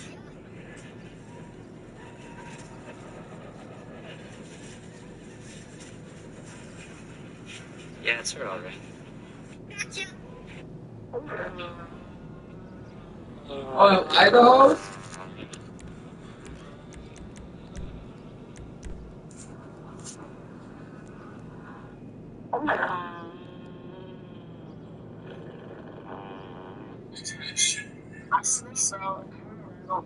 What's he doing? What are you doing? Nothing. You were going through the prisons, weren't you?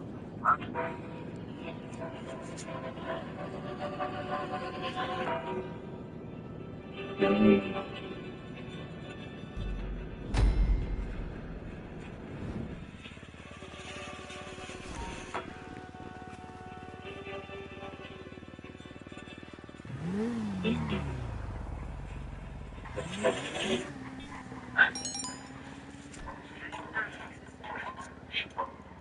too. How the hell did he get all these guys? Robert's good at one thing. Job. Let's go put it in that.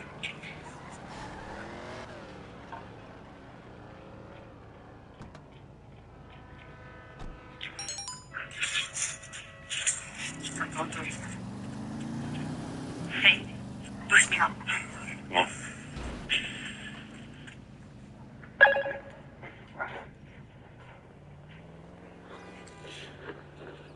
4 or 5? What do you mean 4 or 5? Man, they could follow.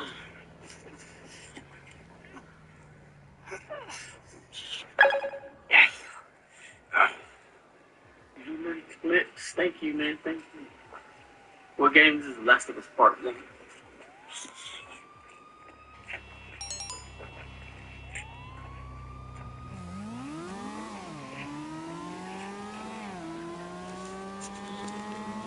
Over here, 12.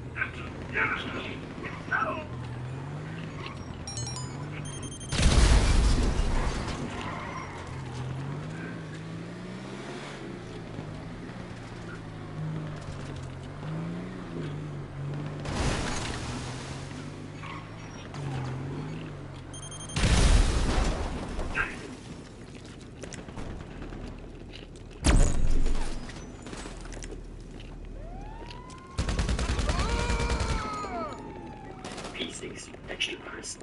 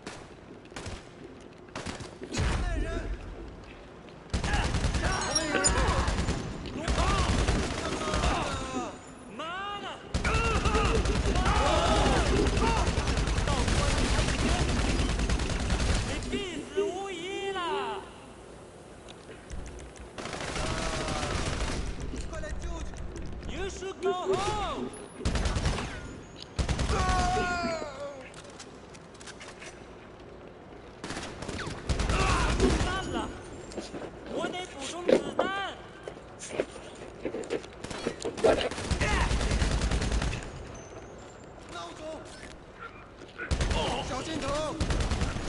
妈的！这是该死！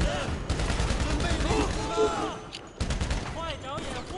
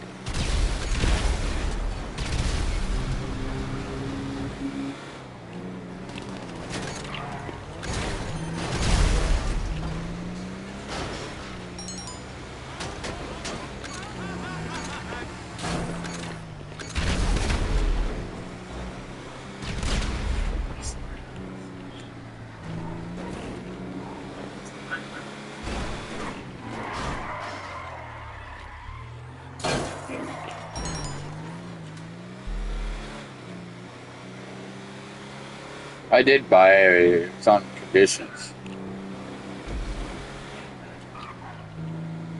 It was bought on conditions.